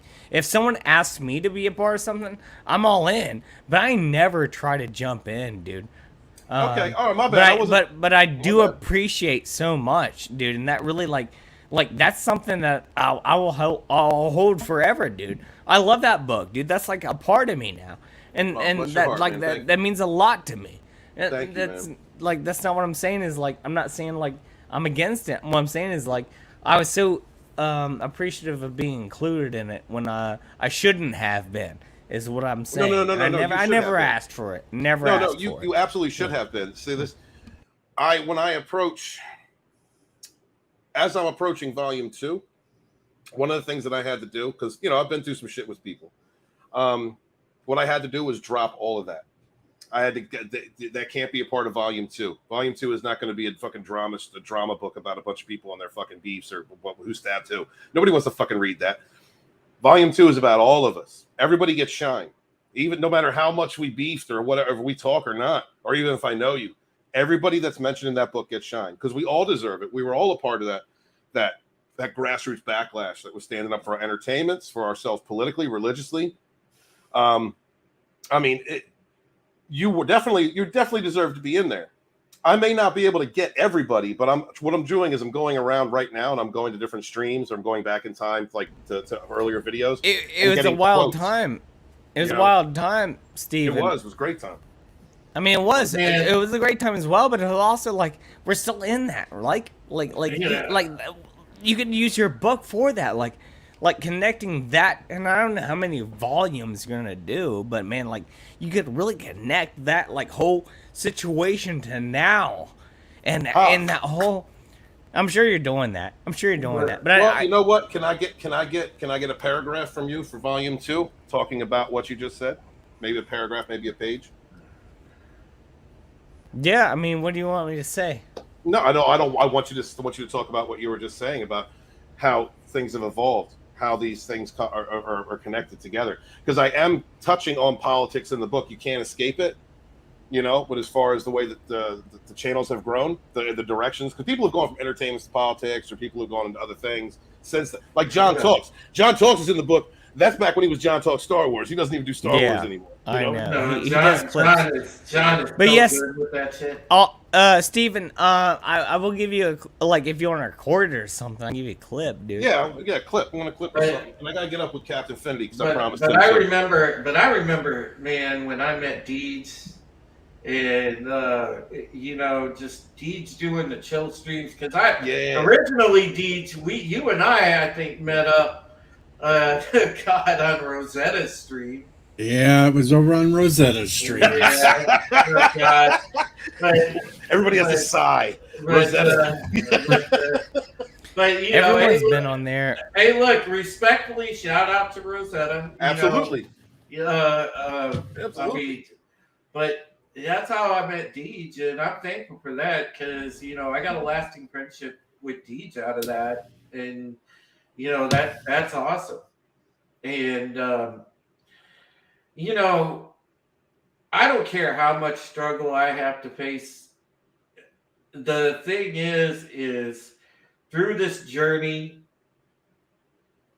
I'm gonna keep doing what I'm doing because, like I said, I know the reason that I'm doing this, and I'm just thankful for the friendships, the interactions that I've gotten along the way. I mean, I echo what you said. I've met so many great brother. people I know. throughout the years, and look, I don't care if my channel blows up or not. I had my watershed moment when that night when I sat down, one of the last nights it turns out that I had with Mom, and she was so proud of me, that watershed moment when I interviewed Laura Logan. Yes.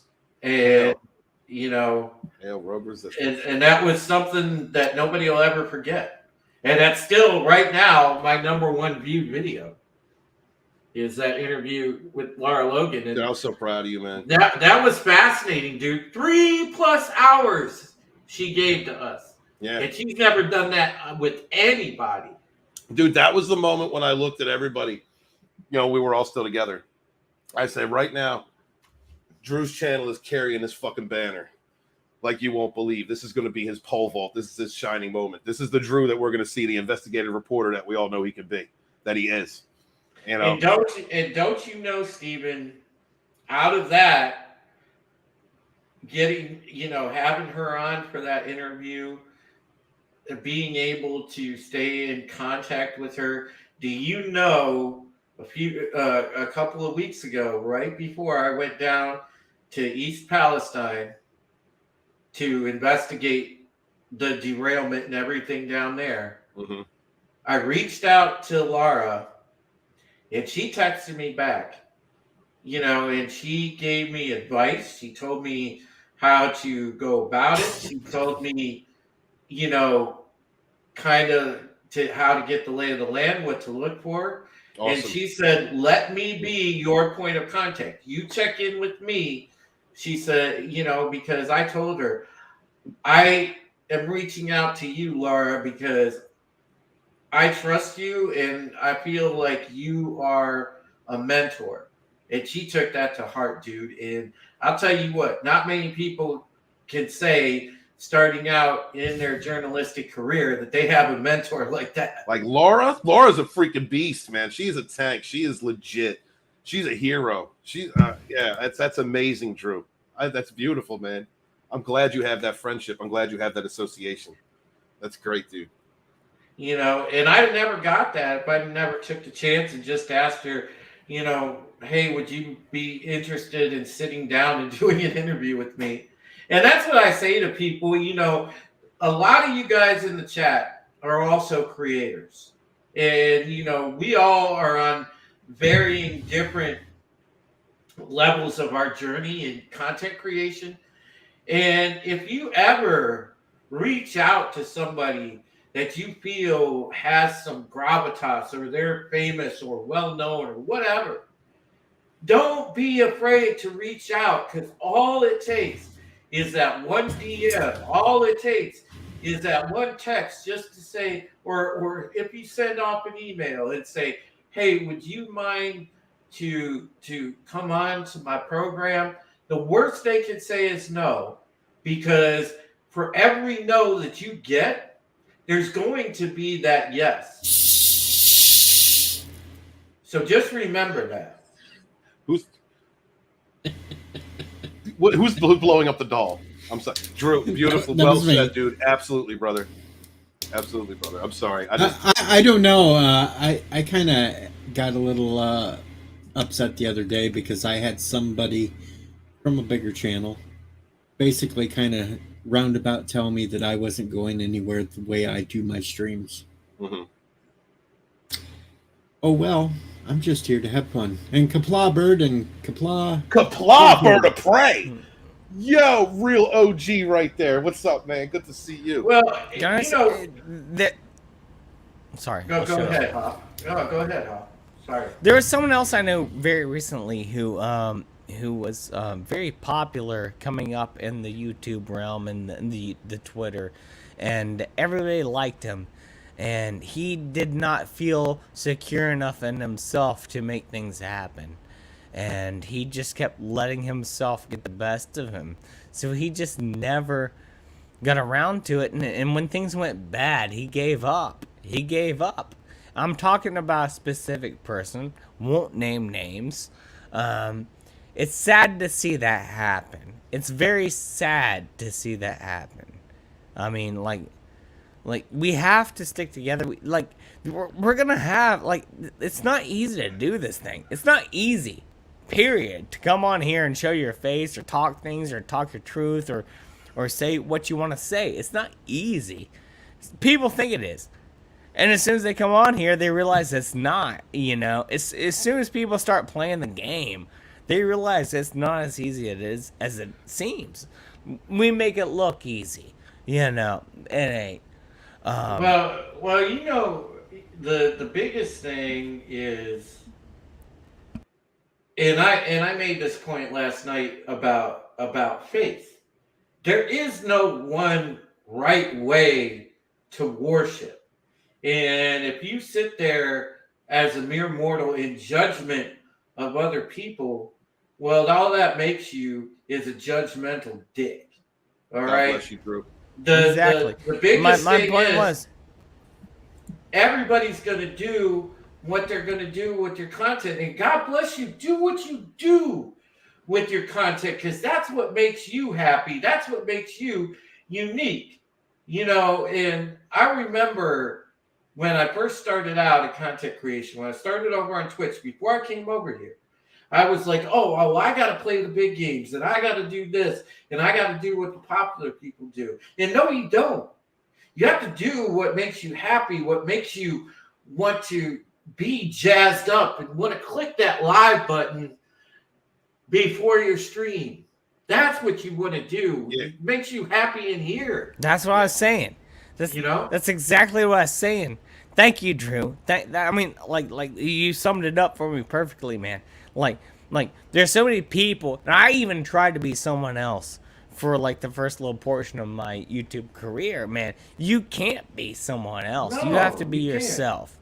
Exactly. As soon as you start lying to the people and you start lying to yourself, they'll find out real soon, man. Well, people feel that energy that you bring with you on your stream, especially in our realm. They know the genuine from the facade, so they understand. So when you do content that's true to you, you may not always have the most popular content. You may not always get the highest view count, but the people that show up to watch that content are fulfilled and happy because that's what they enjoy, because they're getting the best of you. Mm-hmm. That's why I call my fans the bosses, because they're there for me.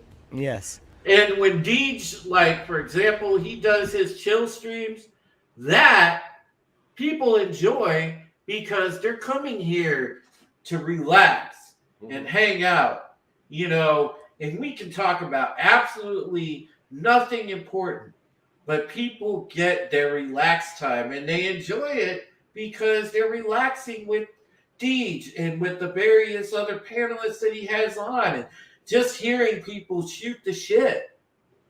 And that makes a difference to people too, when they need to decompress, when they need to just set shit aside for a moment and relax. You're completely right. You're 100% right. And there's nothing wrong with that kind of content. Chill streams can be fun. No. What you said, there's nothing wrong with it, dude. Everything's right with it. That's what we need. That's what we need, is this conversation between people who want to just not put everything on their shoulders, but let it all out and just have the real conversation, man. Yeah, that's the real stuff right there, dude. And whether we're right or wrong doesn't matter. What matters is we're here being open, and honest. And that's the real truth of it all. Doesn't matter if we're right or wrong. It's about being open and honest. The whole division of being right at the end of the day is a bunch of gaslighting BS, dude. No one's right ever at the end of the day. There's no. The most beautiful thing is to have the conversation about it. All right. There's no right way to do any of this. What there is what fulfills you. And it's so many people that jump into the content creation game. They look at people like a Mr. Beast, like a PewDiePie, like people like that, that have millions upon millions of subs and all this success, and they're like, oh well, I got to do comedy skits, I got to do memes, I got to do this or that, or they look at Jeremy or they look at somebody like that and they say, oh, I got to be the next Gary. No, you don't. You got to be the first you. Right. And that's how I keep it. Am I the first person to do, political and current events talk? No, I'm not. Am I the only Drew Taylor to do political and current events talk? You bet your goddamn ass. Right. And I'm always going to be that. I don't change. I do what I feel. Drew, can I argue with you for a second? Not really arguing. Not really an argument.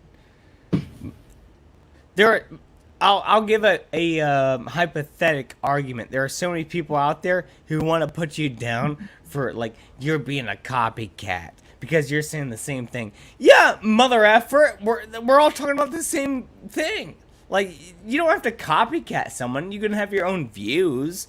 But the point is, you have to make people aware of the things that you think are important. That doesn't make you a damn copycat or anything like that. And so many people are so afraid of being like a copycat, or like I'm riding on somebody's coattails. No, unless you're just out for money, and people will see that. Well, yeah, there's a lot of riding algorithm, though, Hop. Like, no. What I'm saying is, people will see your honesty in the end. People will see if you're really out for money or not in the end. If you do right, people will see that you're doing right and you're not out for the money. And if you're just out there to say things that are meant to have conversation, people will see that. And there's a real difference between that. And it's so easy to get caught up in the whole, ad space and getting monetized and everything like that. Do you really want to sell your soul? Like, no, I don't, dude. I certainly don't. That's me personally. But I think we all feel that way. The same point, don't ever feel like you're riding someone's coattails just because you want to amplify the right message. That's what they want to get you against. Do you see what I'm saying? If you're preaching the word of whatever you think is right, I'm not using religion, but if you're preaching whatever you think is right and you think you're riding the coattails, that's wrong. You're not. You're amplifying the message. A lot of people, and the people who don't like that are the evil people. If someone ever calls you out for riding their coattails, they're up to something. They're trying to make money, and they don't want you to get their money. So you'll find out real quick who wants you to ride the coattails or not. Thank you, Steven. Thank you. And I am not sleeping, Thomas. Yeah. Real quick, I'm sorry, Drew, just let me catch up because there's like 4 different things that you guys have said that I just want to add into just for a moment. One, Drew, Deej, your streams are very important. People that have chill streams where we can all just get together and bullshit and hang out and have a great time, that is one of the foundational glues that hold us all together. You're doing this having fun. While you're having fun, you're helping us to come together, talk, hang out. I might never have run into Hoff and been able to hang out with him, and now like I'm having a great time with him. I'm glad that I'm here. I don't know when I ever get to see Drew, and I'm glad that I have the time to come here and hang out with him. As far as staying true to your coattails, staying true to your message, if you are, there's a difference between an echo chamber and agreeing with someone else. If you agree with someone else's stance, that's kind of why we're all here, is because we've agreed with others against a narrative that was being pushed on us by an echo chamber. That's one thing. Reinforcing an echo chamber, riding coattails, there is a difference, I think, between trying to grow, because I want to grow my channel, which means I'm going to work within a system or a group of people that I trust that all have the same ideals, so that we can help propel one another. Like, that's what I do. But being fake, Hoff is dead right. Drew is right. If you're fake, people are going to see it from a mile away. If you're presenting an ego or a caricature of yourself, like just be open about it, be openly satirical about it, because some people will just hate you just to hate you, but the people that like you and follow your content, no, okay, he's just using his ego right now, or he's just being being vivacious, or people aren't dumb, Steven. They'll find out real quick when you're that's what I'm saying. People aren't dumb. They'll find out real quick when you're being a fake to them. Sorry, I'll shut up. Well, I'm agreeing. The thing is here though, like not a cult. I know I definitely have a unique style, because there's a lot of channels that talk about politics and current events, but a lot of them are sitting there skimming articles, whatever, and they talk about articles, or they spend an hour on fucking articles. And then there's people that actually go out into the field, and it's like, okay, you know what? We'll talk about this. And by the way, here's the footage that I took. Here's the investigation that I did. And I can take that and bring that journalism to my channel and say, look, I did actual journalism. This is why I miss hanging out with some of you guys, like hanging out with you. I became more informed being around those who are deeply vested in what's going on, politically, socially, than I ever had in my life. Like I miss. Yeah, Steven, you should check out that video from East Palestine. I uploaded it to the channel. It's up there today. Yeah, I uploaded it a few days ago. I live in Ohio. I've talked about it many times on my show. Like I'm 150 miles away from it, but dang, dude, Yeah, we straight up stuff. It's not about Ohio. I've said if this happened even in Wyoming, I'd be concerned. Yeah, we straight up went down there, spent about 4 hours there, tested the water, went to the town hall, the whole 9 yards, and we did a pretty nice investigation there. And man, Hop, brother, all I could say is hang in there, because there's more to come. I hate to say that, and I hate to be the bearer of bad tidings, but our infrastructure is under attack. We're under attack from not only our own government, but the government is puppet. Okay, the people that control our government, unfortunately, are attacking us. You're not wrong, Drew. You're not wrong. The thing is, we're all under attack. Like, symptoms pop up like cancer throughout the country through the veins of the roads and the railroad systems. That's what's happening right now. And they're going to hit the cancer throughout the world. And they're going to send these chemicals to absolutely annihilate farmland and to make it unusable. I was talking about this 2 years ago, man. I was talking about, like, they're dredging, they're paying farmers more to dredge sludge through their farmlands to grow the crops. And I'm ashamed of Americans who would actually to give over that. I'm ashamed of that. That sucks. The kicker is, Hop, too. You know what they're doing with that? They're poisoning the fucking farmland and the soil and the water in order to sit there and buy the land up cheap. They can buy the land up for fucking pennies on the dollar and just say, oh, the soil's tainted. And Kronos is exactly right. They want us dead. That is exactly why. That's exactly why. It's a war on humanity. They are hell-bent. They are a death cult. They want to cull the population, and that is why we have to stand up. Drew, why won't you message me soon to be on an episode of Fofcast? Because I'd love to have you on. Hey man, look, anytime. I'd love. This is my wheelhouse, brother. I'll go on. What's your email address? I'll write it down. How do I get a hold of you? Yeah, I'll throw it in the private chat, buddy. All right, fair enough. You can look in the private chat like you're looking at my privates, and you can just fire one off. Just don't send them text messages about waxing a butthole. What? We got to reveal that publicly. Jesus.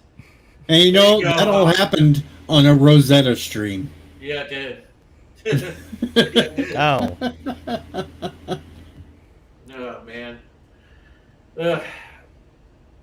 And while I Tell- got a chance here, I'm going to say hello to Tony and Thomas and David and Tony, what's up, Bigaford and man? Cinnabon and Mountains of Elysium and Parrot Head. And Man, I haven't seen Elysium in a minute. It's good to see mountains. Man, then Thomas. Tony Parker. Nasser says Drew and Hofcast would be awesome. I agree. You know, I agree with that. Nasser Steve. knows what's up. That's what I'm saying, dude. Listen, Hoff. I know we could have a hell of a discussion on this. That's why I know we could be awesome. And hail Bird of Prey 5. It's gonna happen. What I'm saying is, it's gonna happen. When Hoff manifests something, it happens, bro. So we're gonna make it happen. All right, we're gonna do. Dude, we would break the whole fucking corner of our community if we put together me, you, and Wes. Holy shit! I'm telling you, it's a perfect fit. You three, absolutely. I'm watching your video right now. I'll be right back. Yeah.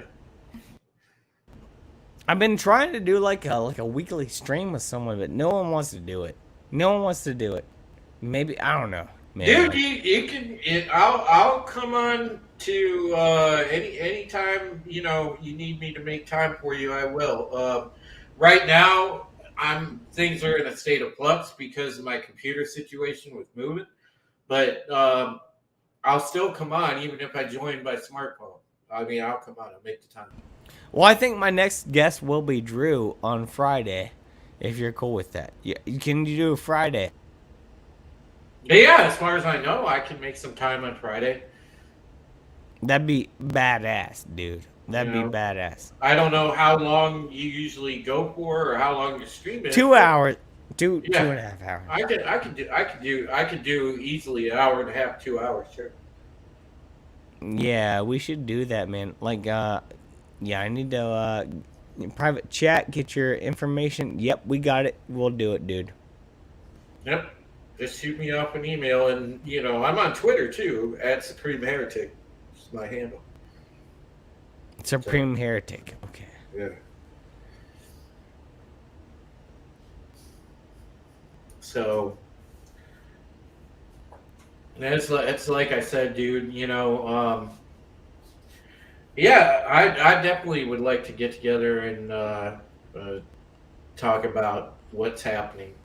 So much stuff happening. Parrot Head, the water. If I'm being completely honest, the water is not great, but it hasn't been great because look, I live up in the northern part of the state right now, and it doesn't matter that I'm 110 miles away from East Palestine, Ohio. Okay, in East Palestine, well, their stuff flows to the Ohio River area. Up here, I'm on Lake Erie, but that doesn't matter because they're poisoning the water just the same. Okay? I mean, over technically- the decades, the fluoride, they poisoned the water supply that way. Technically, me and Drew could like get together in like a day and have a live show because he lives in Upper Ohio and I live in Central Ohio, so we're not that far away. We could actually do a show, like a live show, at like a community center or something like that. That'd be funny, dude. Yeah.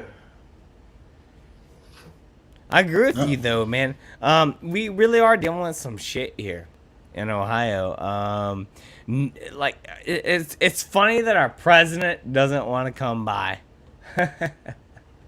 You know what I'm saying? Yeah, absolutely. But you know who did go there? President Trump did. The real president. Thomas asked what happened to the water in Flint, Michigan. Nothing. Well, it's they still made the the same. story. They made the story disappear. What they do, Thomas. Remember, this narrative is controlled by the mainstream media. It's also controlled up the ladder by ultimately the depopulationist globalists that want us dead. Okay, they control every government. Don't think for a second that there's some shining example of freedom around the world. All of these governments are puppeted by these people. All right? You know, which would you rather have? Nationalist socialists or, you know, globalist socialists? Because that's what you got to pick from. They're all socialists. They all want the same fucking thing. They're just fighting with each other how to get there. But we are all puppeted, all of us globally. You know, it's a big it's a big thing where they know that they've got a captive audience. We're almost like a human zoo. Not wrong about any of that, dude. We are really living in a time where it's like media thinks they control, you know. Yes. Like media really thinks they control all of us, and dude, seeing these movies in Hollywood, seeing Hollywood fail, seeing CNN fail, seeing the mainstream media fail, dude, that's like me just having the best time of my life. These people are failing hard, dude. No one's believing them anymore. If you do, you know, well, when I hate to say it, that's the enemy. You know, yeah. That's the well, enemy. that is why you've had the rise of outlets like Rebel News, Right Side Broadcasting Network. You have all of the independent journalists that are courageous enough to actually take up the profession and do real journalism and come out and report facts, okay, or actually go to these places and do on-the-ground reporting unfiltered. All right, that's your ticket. That is okay. I got to bring somebody else up on the panel, but I have to interrupt because he gets his own special clip. Have no fear, O'Reilly's here, and one Irishman is worth 10,000. Mr. O'Reilly. Lieutenant Uhura, take over the station. And we have Philip Gaming. Hey, Phil. Good evening, gentlemen. How's everyone? Good to see you. I'm still waiting for this goddamn episode. I'm still waiting for this damn episode of Picard that you're supposed to be in. Okay, I have nothing to say about that. Thursday, possibly. We'll see. I don't have any insider information as to when it airs. I think it's Thursday's episode. Of course, you did promise somebody else the first interview and not me, but you know, that's how it is. Oh, you just ruffled his pink package, Phil. Oh no. Hey, when I wake up on Thursday, whoever's streaming, I'll go on the stream. He promised it to LDG. Over I told me. them we'll watch it first. Pep, you can't be mad at Pickles. What? I can be. No, you're not allowed. No. Pickles is everybody's pet. I know. I just play tennis balls. I play tennis balls and Pickles runs away. Well, oh man, it's just nice, Phil. It's good to see you, man, and just dude, thank you for always being so supportive of everybody. Yeah, and I see Thomas Potts in the chat. He considers me evil. Yeah, I'm not part of the Hollywood establishment. No, I Phil work there. Phil is not Illuminati confirmed. Back off. I'm with John Voight and Clint Eastwood crowd. Yeah, exactly. There you go. Yeah. It just seems you're still getting more work than them, though. So there's that. Yeah. What's going on, Phil? How's your channel? What you doing? And I have met John Voight, by the way. Yeah, he's really cool. I got a picture with him. Channel, I'm not working too hard on it right now, but my last video got like 500 views. Nice. Yeah. Nice. About a month ago. Nice, man. I went to Vegas for CES, the Consumer Electronics Show. Mm-hmm. That was cool. And, did you have fun? Yeah. Not too much fun because I went in 2020. It's like a lot of the same tech, and it's 3 years later. Mm-hmm. I guess tech doesn't advance in 3 years. I guess. Was there any type of progression that you saw that was interesting? Not in the gaming. I did see some cool concept cars. Well, a lot of it's like electric vehicles and like tires that don't need to be inflated with air. Nice. Yeah. It's like Drew's dick. I wouldn't know, but I'll take your word for it. So yeah, it precedes him by at least 3 days. He's moving to Tennessee, and it's going to be there 3 days before he is. So I don't know how that Filipino does it, but he breaks all the Asian stereotypes. Oh, I was trying to ask Drew the other day. Did he actually go to the site with a train derailment, or he just got news on it? No, I was just watching his video. I pinned it. I put it in the chat. I actually had a few questions for him about it because he was saying. Well, I'll let him answer that question, but he was saying in the video that there are several derailments in the same day, or like they're all around small towns, and I didn't even know that. I've been working so much. Yeah, I guess he's gone. He's watching movies again. Is he rolling? Is he shaking dice? Yeah, is that a hot put it? shaking. Well, I didn't do nothing. Phil had a question for you, Drew. Yeah, did you actually go to the site with the train derailment? Or Yeah, you went there? We went down there, bro. Wow. Me and my dude Will, we drove down, and that's why. Like when you watch the video and we're walking through the streets of East Palestine right there. I just hope you don't have any lingering effects from all that chemical stuff. We were down there, I want to say, Phil, we were down there probably about, about 3.5, maybe 4 hours total. Because you should be fine. Just take a shower, wash everything on yourself. You should be fine. Yeah, we did. We went down there. We kind of scoped out the area. Then we went down to the park. Then we did the water test.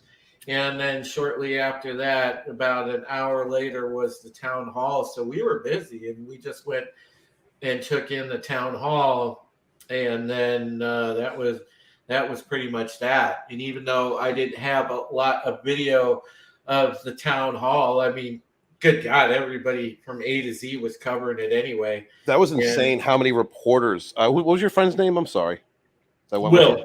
Will. When Will pointed out how many people were there covering that event in that what was it the gymnasium? Yeah. I couldn't believe it. I only heard so much information about this. Well, honest to God, I haven't really been paying attention to the news. But you would also mention that there was more than one train wreck. Oh yeah, dude, there's been over the past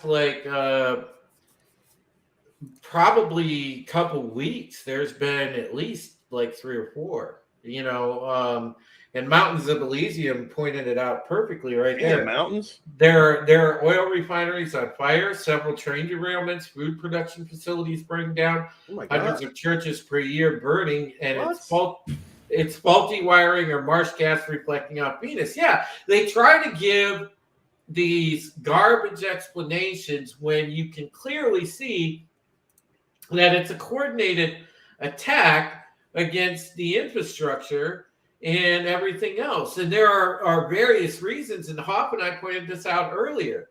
Yes, they're poisoning the soil. Yes, they're paying off farmers to poison their own soil.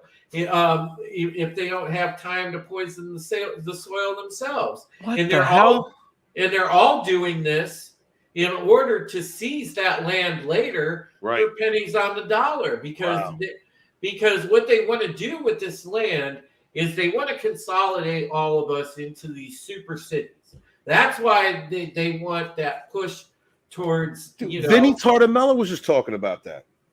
They want to consolidate the population into super cities and put you into that kind of paradigm where, everything moves to services. So you're not, instead of driving a car and owning a car, you just have a service. You just call a car when you need it, or you have this when you need it, or instead of going to get your food, have your food delivered when you need it.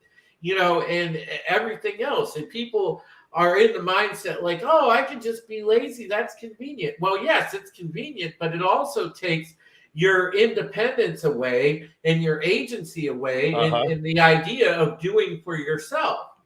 So what they're doing is eroding individuality by all of this because it keeps pushing you closer and closer to that collectivist bubble that they're in, where you will own nothing and be happy. And they're trying to get that message, and they're succeeding in the subconscious. And that's why, you know, and that's why I love what Hawk does. That's why I love what Wes does. That's why I love what I do, because we point out the 40,000 foot view and tell you guys just exactly what they're attempting to do to you, what they're trying to accomplish here.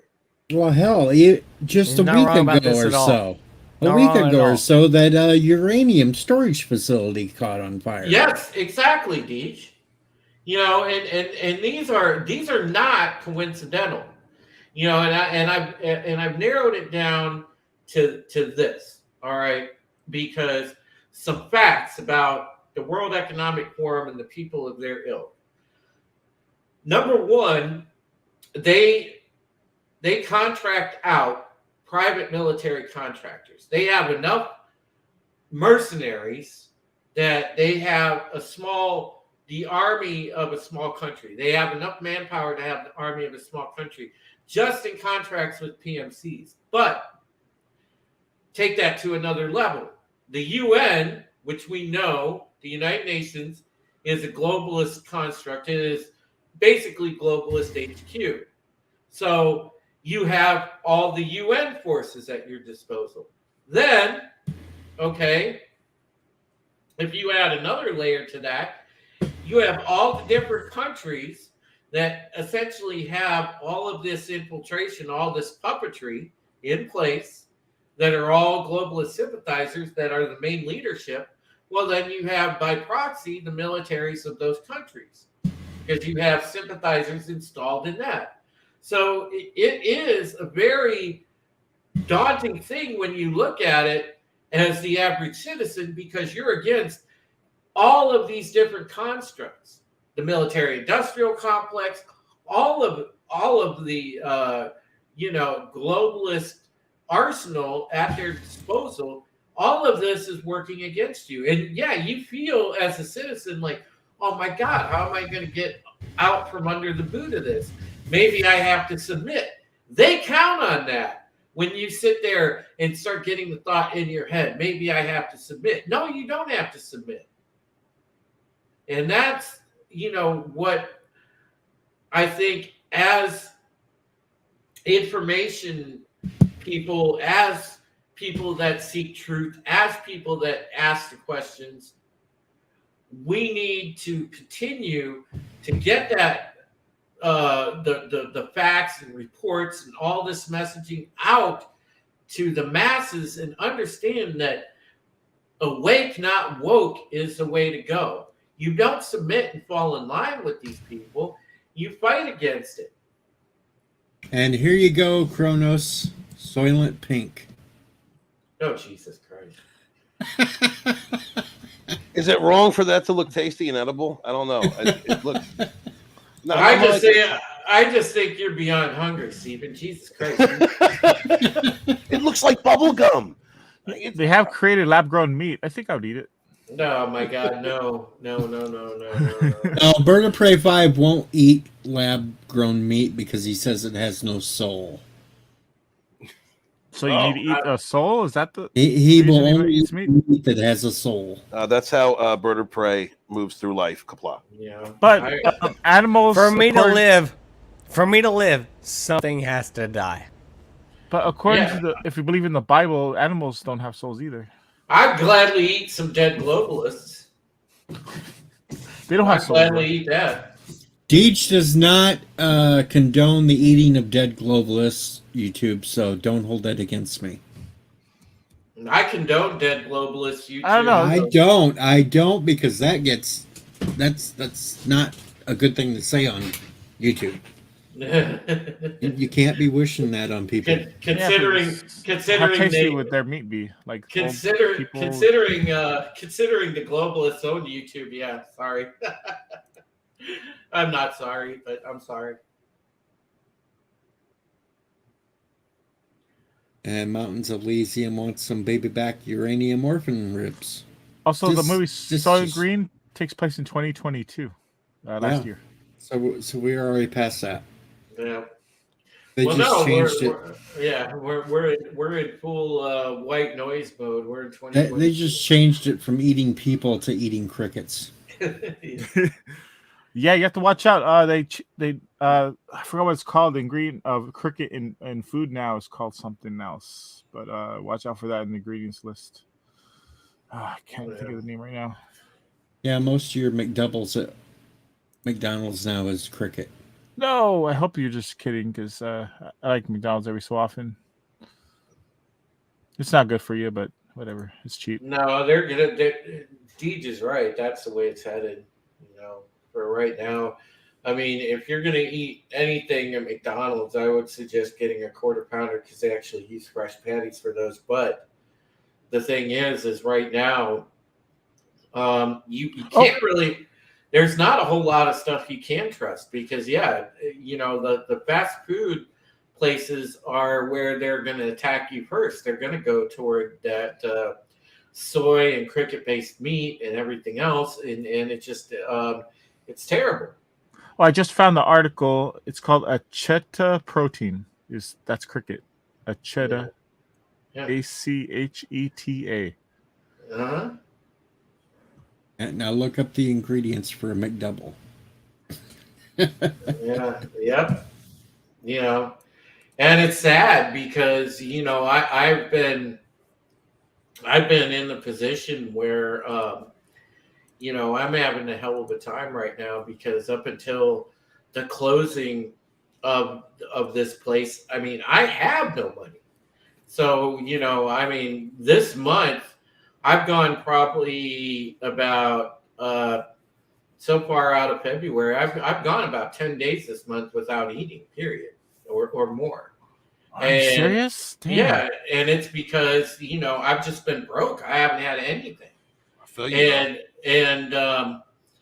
it is what it is, but that's how it's been. Hey, now I went almost 3 months with nothing but ramen noodles. So I mean, thank God for the ramen noodles. Well, I didn't even have anything to eat. Drew, I get it, dude. I went days without eating just to make sure my son would, and then lied to him so he didn't even know how broken bad off we were because I didn't want him to be depressed. But I understand, dude. It's rough. But thankfully,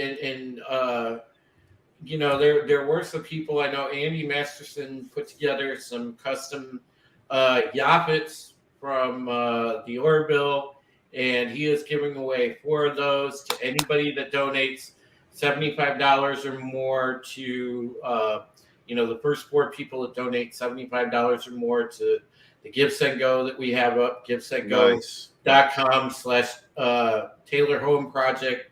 I've had to have the Give Send Go up this whole time that I've been doing this stuff with the house because there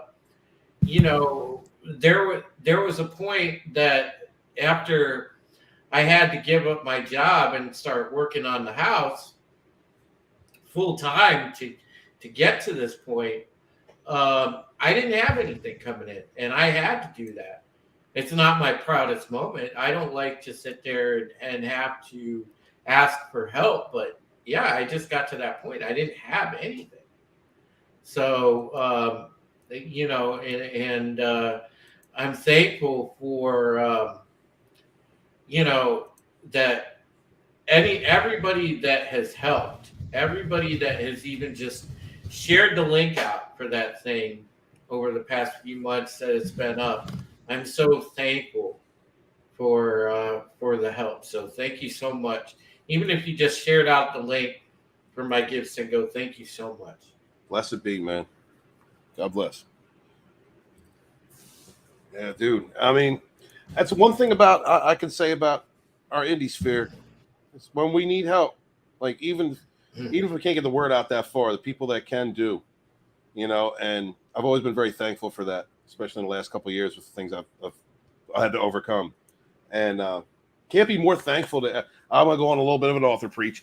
Can't thank you guys enough up on the panel for being good people and supporting one another, no matter what sector it was. Can't thank you guys enough in the chats, whether you're content creators or just a part of our chat families, for coming together, supporting us, looking out and helping us along, because it is at times very difficult to do what we do. As Hoff was saying earlier, you know, you can get discouraged. It's difficult. It does take a little bit of bravery to put yourself on camera, put your word out there, and speak your mind. You know, unless you're just a complete professional dick like Papa Cotton, who does it all the time.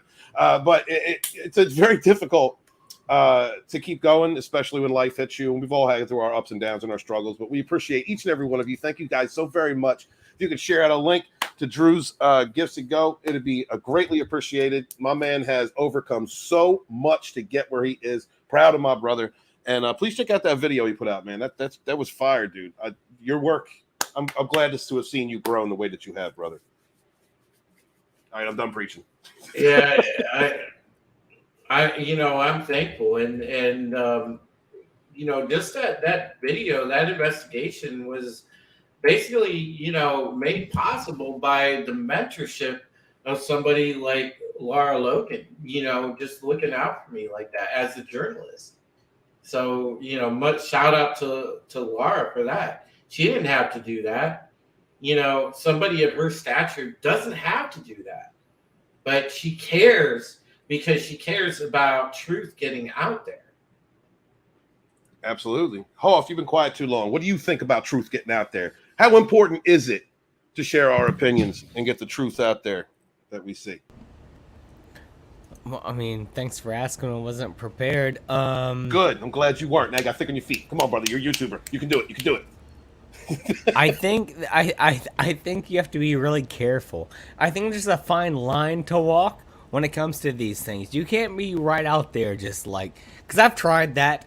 I've tried the whole thing of being like, I'm the guy who's gonna be the the purveyor of truth, and I try to throw things out there. They'll get you for it, man. Let me tell you, there's an art to this. There's an art to it where you have to convey the truth through some kind of, and granted, I don't claim myself to be that, but some kind of like like taking sugar with the medicine. You know what I mean? Right. A spoonful of sugar goes down with the medicine, and I try to do that, man. And because I've been there before, dude. I was calling out Hanks. I was calling out these people, and I got taken down. I got harassed, and I found out that you cannot go that direct route anymore. You have to go the scenic route in order to get to the truth. And I hate to say that because the truth should be A to B. Right. It should really. Like, am I not wrong?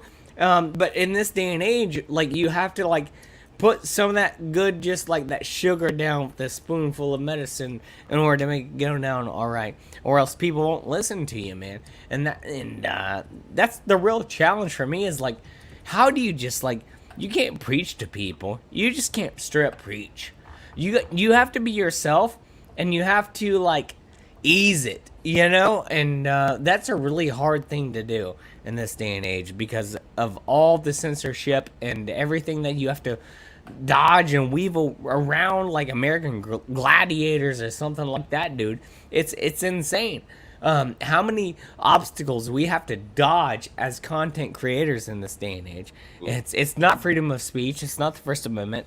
And it sucks because, you know, they make the argument that, oh, it's a private company, so they can say, they can dictate. But when it's a public forum and platform, like, where's the line drawn, you know? So, in my opinion, this is my bottom line, the truth can be given to people. You just have to know how to do it. If you just straight up go out there and by the way, the people that you are trying to appeal to won't get the sarcasm or satire. If you do that, they won't get it. But the people who do get it, they're going to love it. And that's what I do a lot of, is like satire, sarcasm, and trying to do this scenic roundabout way of getting around to presenting people the truth in an easy way where I can like get away with it, man. It's really hard to do. It's really hard to do, but man, I think that's the way we have to go right now. And like, and eventually we'll prevail. We will, but beautiful. We'll get ahead of the internet eventually. Don't get me wrong. Well said, brother. Philip, it's your turn. Well, my content isn't political, so I don't know how much truth you want from me, except for truth about the gaming games. industry. Are games good, getting better, or do they suck? They suck. Don't. Damn it! Here's one truth: don't blow into your game cartridges, please. Does that really not help? I've been doing that since the 8-bit my Nintendo. The only thing you're really doing that's helping is reinserting the cartridge, and maybe the next time you insert it, it makes better contact. But your saliva is, in the long run, doing damage to your contact. Okay, so it's not like a blowjob. Okay, gotcha. No. You just pull it out, and put it right back in. Yeah. Thank you, Phil. We appreciate that. Yep. I use alcohol and cotton swabs to clean mine. Yeah, that's what I do. That's what I started doing after. I use soap and water to clean. Oh, no, never mind. We're talking video games. Yes, not the pink bump. All right, put it away. Good Lord. What are you in a competition with Drew just because he's here? Two monster cocks on the same panel. That's right. You ever put a Q-tip up your urethra? No. I've never done shoved that. it right up there. Oh, with man. some alcohol. Try to clean it out in case you banged a bad chick. A couple nights before. You sting a little bit, and you're like, "Hey, man, you should put some alcohol up there. Give me a catheter." I mean, you would think a pipe cleaner would work better for that operation, wouldn't it, though? Huh? Well, it's whatever you have on hand. Gotcha. I understand. Jesus, you're morbid.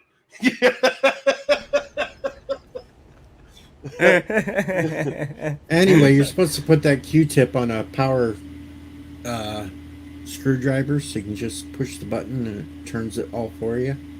Power screwdriver.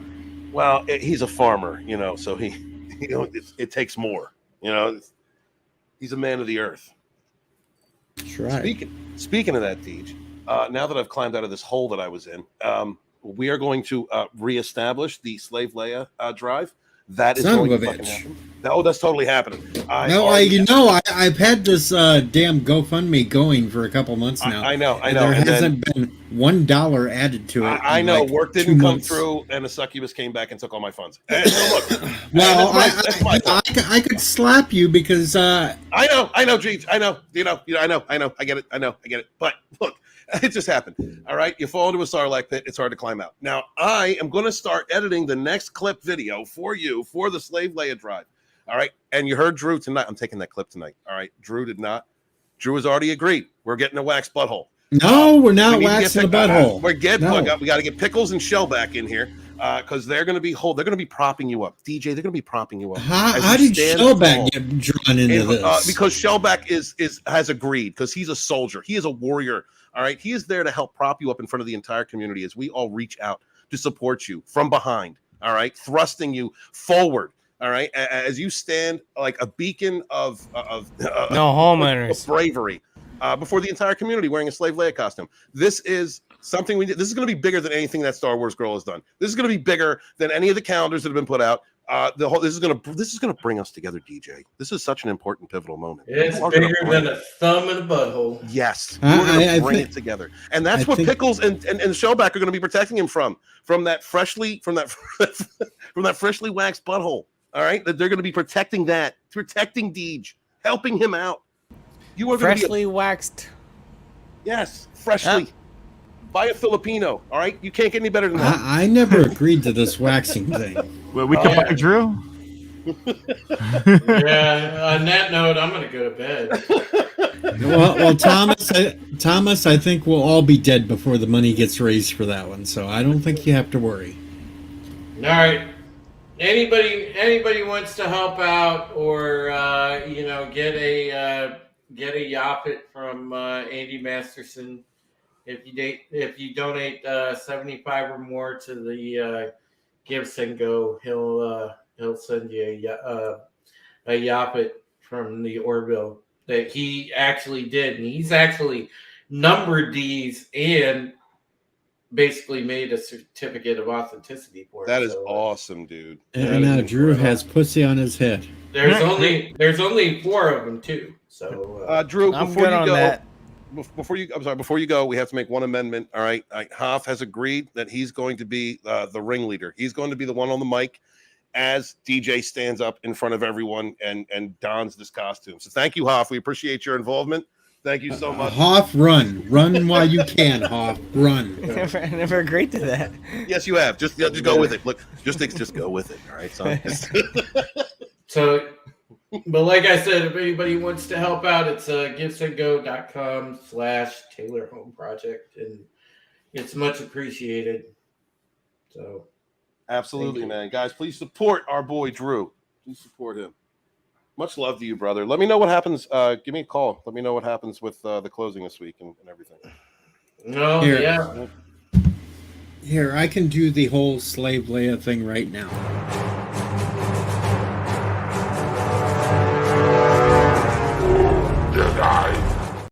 You know what I see? Something that's stunning and brave. That's all I'm going to say.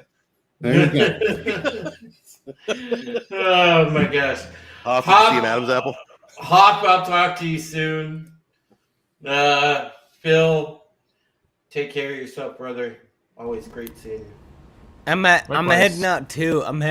It's 2 a.m. You know. Yeah, I gotta work too. Yeah, it's almost 3 hours stream already, so I'm gonna be calling it soon here myself so I can get some sleep. Deej, love you, brother. Don't forget to watch Hoffcast 101 tomorrow night. Shameless plug.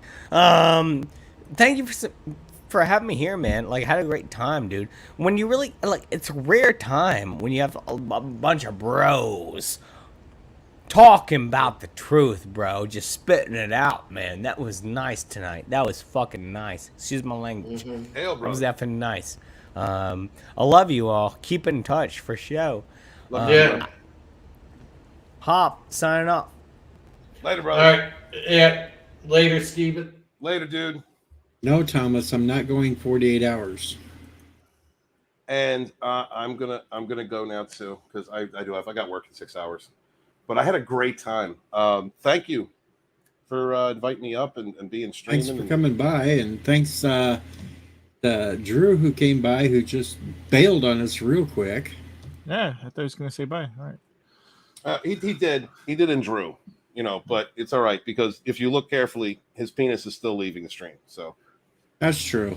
Yeah. His penis will still be in this stream after an hour after I shut down. So yeah, it's just what it is. But Phil, great seeing you, dude. Good talking Yeah, to you. same. I haven't seen you in a while. I haven't seen you in forever. gonna have Are you to- on Twitter? Yes. Under Shoot me a Philip message. O'Reilly. Yeah. If you and feel we're like going to jumping have on- to I'm pay sorry. attention to Picard this week to see if Phil's on this week's episode. because Sorry. I'm not gonna force anyone to watch if they don't want to. It's okay. I'm watching it. All I can say is, meh, it's boring as fuck. Yeah, you we'll know see. what? I like it. It's the most Trek that I've gotten out of all of Kurtzman Trek, and I know Doomcock's got to be mad at me right now. But I just, Well, granted, it's better than what everything has been lately, but it's still boring to me. I okay. fight myself from having to fast. I want to fast forward through so damn much because it bores me, especially the Rafi shit. The Rafi shit just gets on my nerves, and I don't want to watch that crap. the Rafi parts, I've had to get used to. I'm trying. What I'm doing is I'm kind of taking it from a positive perspective because I like seeing Riker. I like seeing Picard together. I like what they're doing with 7 and 9. I get where she's coming from. I like Titan's beautiful. I like seeing Beverly on screen again. I can't wait to see how that unfolds. But what I was waiting for happened in this last episode. I got to see Worf. I got to see not a Klingork, a Klingon. One of my favorite Klingons, just coming in and wrecking house. And I really enjoyed. I like seeing a Ferengi that acted like a Ferengi. Well, no, that Ferengi didn't quite actually act like a Ferengi. He acted like a fanboy. But with Worf, the only thing that I got to say with Worf should not have fucking white hair. No, he Worf shouldn't. is not that old. You're right. Worf should still have black hair because, they live 200 years old, and so at this point, he should still have his black hair. He's like 50 or 60 right now. He ain't that old. He should not be white. Yeah, well, yeah, I agree. Maybe. I don't know. I don't know, Phil.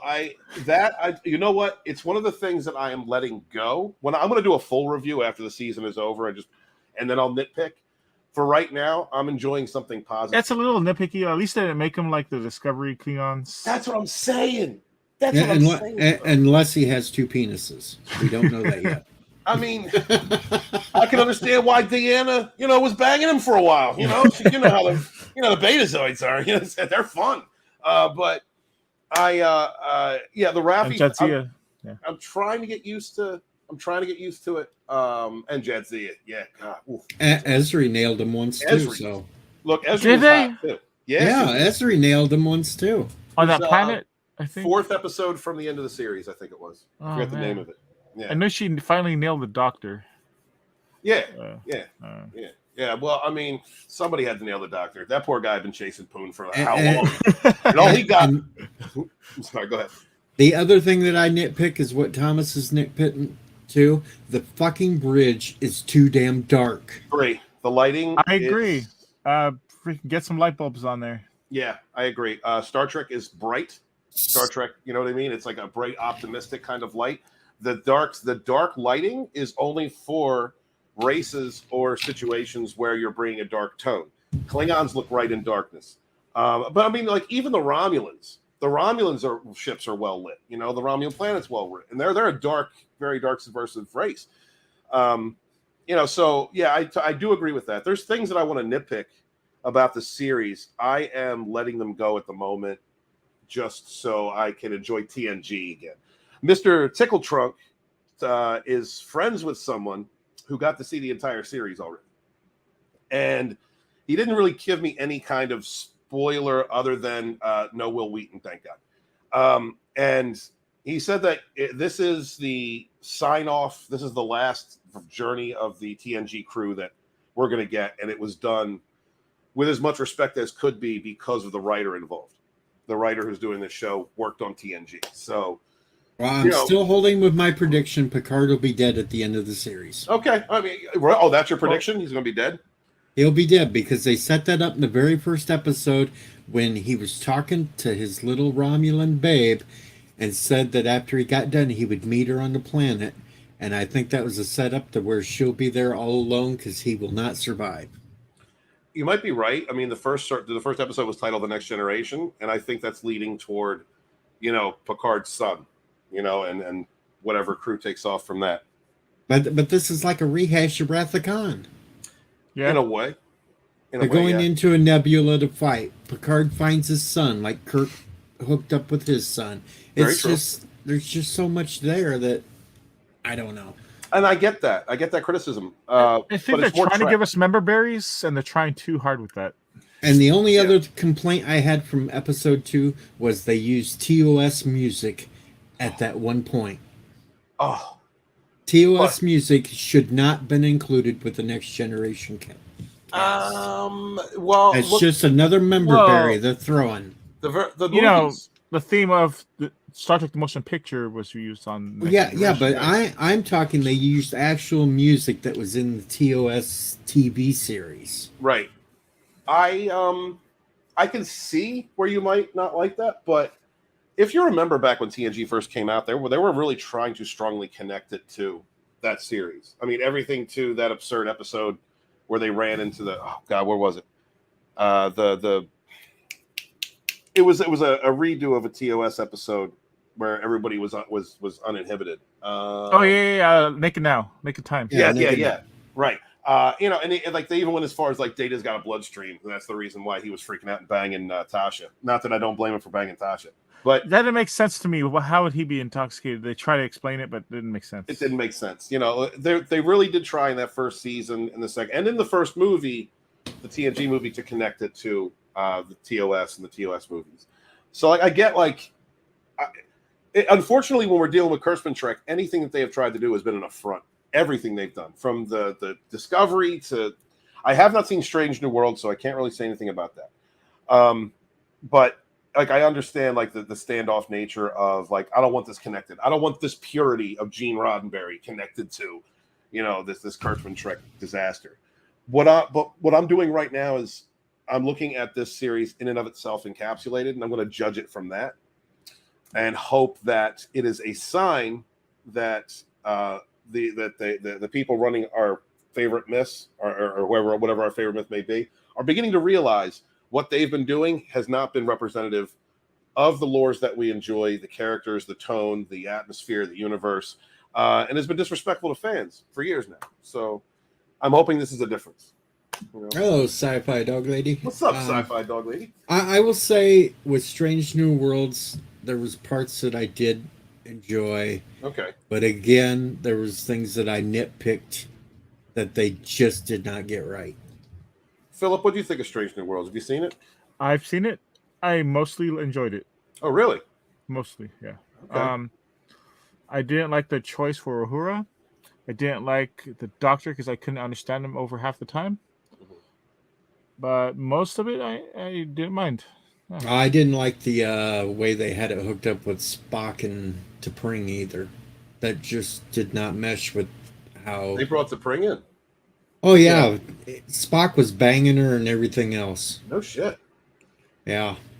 Which, if you go back to TOS, he hadn't seen her since a kid. Right. But according No. to this... yeah. TOS, yeah. Yeah, in TOS, Spock hadn't seen her since they were a kid. They're about to marry, yeah. Right. But in Strange New Worlds, they're dating, they're banging each other, they're making out in restaurants, everything else, and it just that part of it I didn't like. Is Strange New Worlds worth watching, guys? Like, should I check it out? I don't know. Your I think so. Taste. Yeah. I think so. I love TOS. TOS will always be like the top tier because you will then. I love DS. I'm a DS9 guy. You will enjoy one episode in Strange New Worlds then because they do a episode that was TOS, but it's a what if, so they change things using a time crystal to where it's Pike that first meets up with the Romulans instead of Kirk. Okay. And then Kirk shows up in another. That one was kind of interesting. I kind of like that one. Okay. All right. I don't want to spoil too much. No. Please go ahead. It's like okay. Too much foreshadowing with Pike. Like, I feel like I'm going to die in the future. I'm going to die. Well, Pike knows he's going to die because they did that in Discovery where they did the time crystal thing to where Pike figured out what his future holds for him. Yeah, I just feel like they're too heavy on that. But okay, I'll give it a pass. And season 2 of Strange New Worlds, we get Carol Kane coming in as the new chief engineer. Okay. Which might make it interesting. Okay. All right. Dude, I don't want to leave now because it's Trek talk. Now we're talking Trek, and I love this. But I got to go to bed. Oh, I got to go to bed too. Deej, Phil, hit me up. Come on, Rogue Entertainment some weekend. All right. Let me see you guys. Oh yeah, and holler at me this week about the Doctor Who stuff. And do you want to do it with Gary? Do you like sit down with Gary, or do you want to do it separate? I'll do it either way. Does Gary want me hanging around when we do it or not? I've already mentioned it to Gary. I don't think he'd mind. But I just talked to him this week. I hadn't talked to him in like a month and a half. So I'll call him tomorrow. If me and Gary's in there at the same time, we might start bouncing things off each other that one of us forget at the time. That's what I'm saying. The chapter is Nerdrotic and DJ Odyssey talk about Doctor Who. So I think that would be better to have you both in at the same time. I'm going to talk to Gary tomorrow. I'll call him and then see what he wants to do. What time Thursday? I'm pretty sure he'd be good with it, but I'll let you know, and I'll let you know what's up. You may witness both of our heads exploding from rehashing all this horrible shit. If I get 2 hours of taping, a backyard with you two going at it about Doctor Who, I think that'll help me out. That'll help me to make the chapter better. So I'll let you know. I will talk to you tomorrow. I'll let you know after I talk to Gary. Phil, it was great seeing you, bro. And hail to everybody in the chat. Thank you so much for being here. Support DJ Odyssey. Support one another. Being awesome people. Be good to each other. Wash your hands. Wash your ass. Suffer no fools. Peace. Peace. Take care, guys. Good night. Good night. And now it's just me and you, Phil. Phil, you got anything to say before I hit that button that, sends out the sad dinosaur? Yeah, watch out for Worf. Okay. I watch out for Wink, Worf. wink. Okay. I know, wink, wink. I know. We're watching out for a specific area with Worf in episode 3. Hopefully it's 3. I think it's 3. I can't guarantee that. Well, they introduced Worf last week, so I'm betting you'll be getting the bitch slapped down. Who knows? We'll see what happens. At least I hope you're not kissing him. I hope that's not the case. I thought you were going to make out with Rafi, but seems that's getting thrown out the window. You never know. They could be seen together. Maybe a 3-way kiss. Oh boy, we get a 3-way kiss, folks, with Worf, Rafi, and Phil. No, Phil's not playing Worf. And they already have Michael Dorn for that. So I don't think he's playing with Worf either, so that would be a little creepy too. I don't think Phil would want us to watch. That would be creepy. Anyway, good night, folks. It's time for me to hit the bed. And you know what time it means. Get the hell out of here. Go on, get the hell out of here.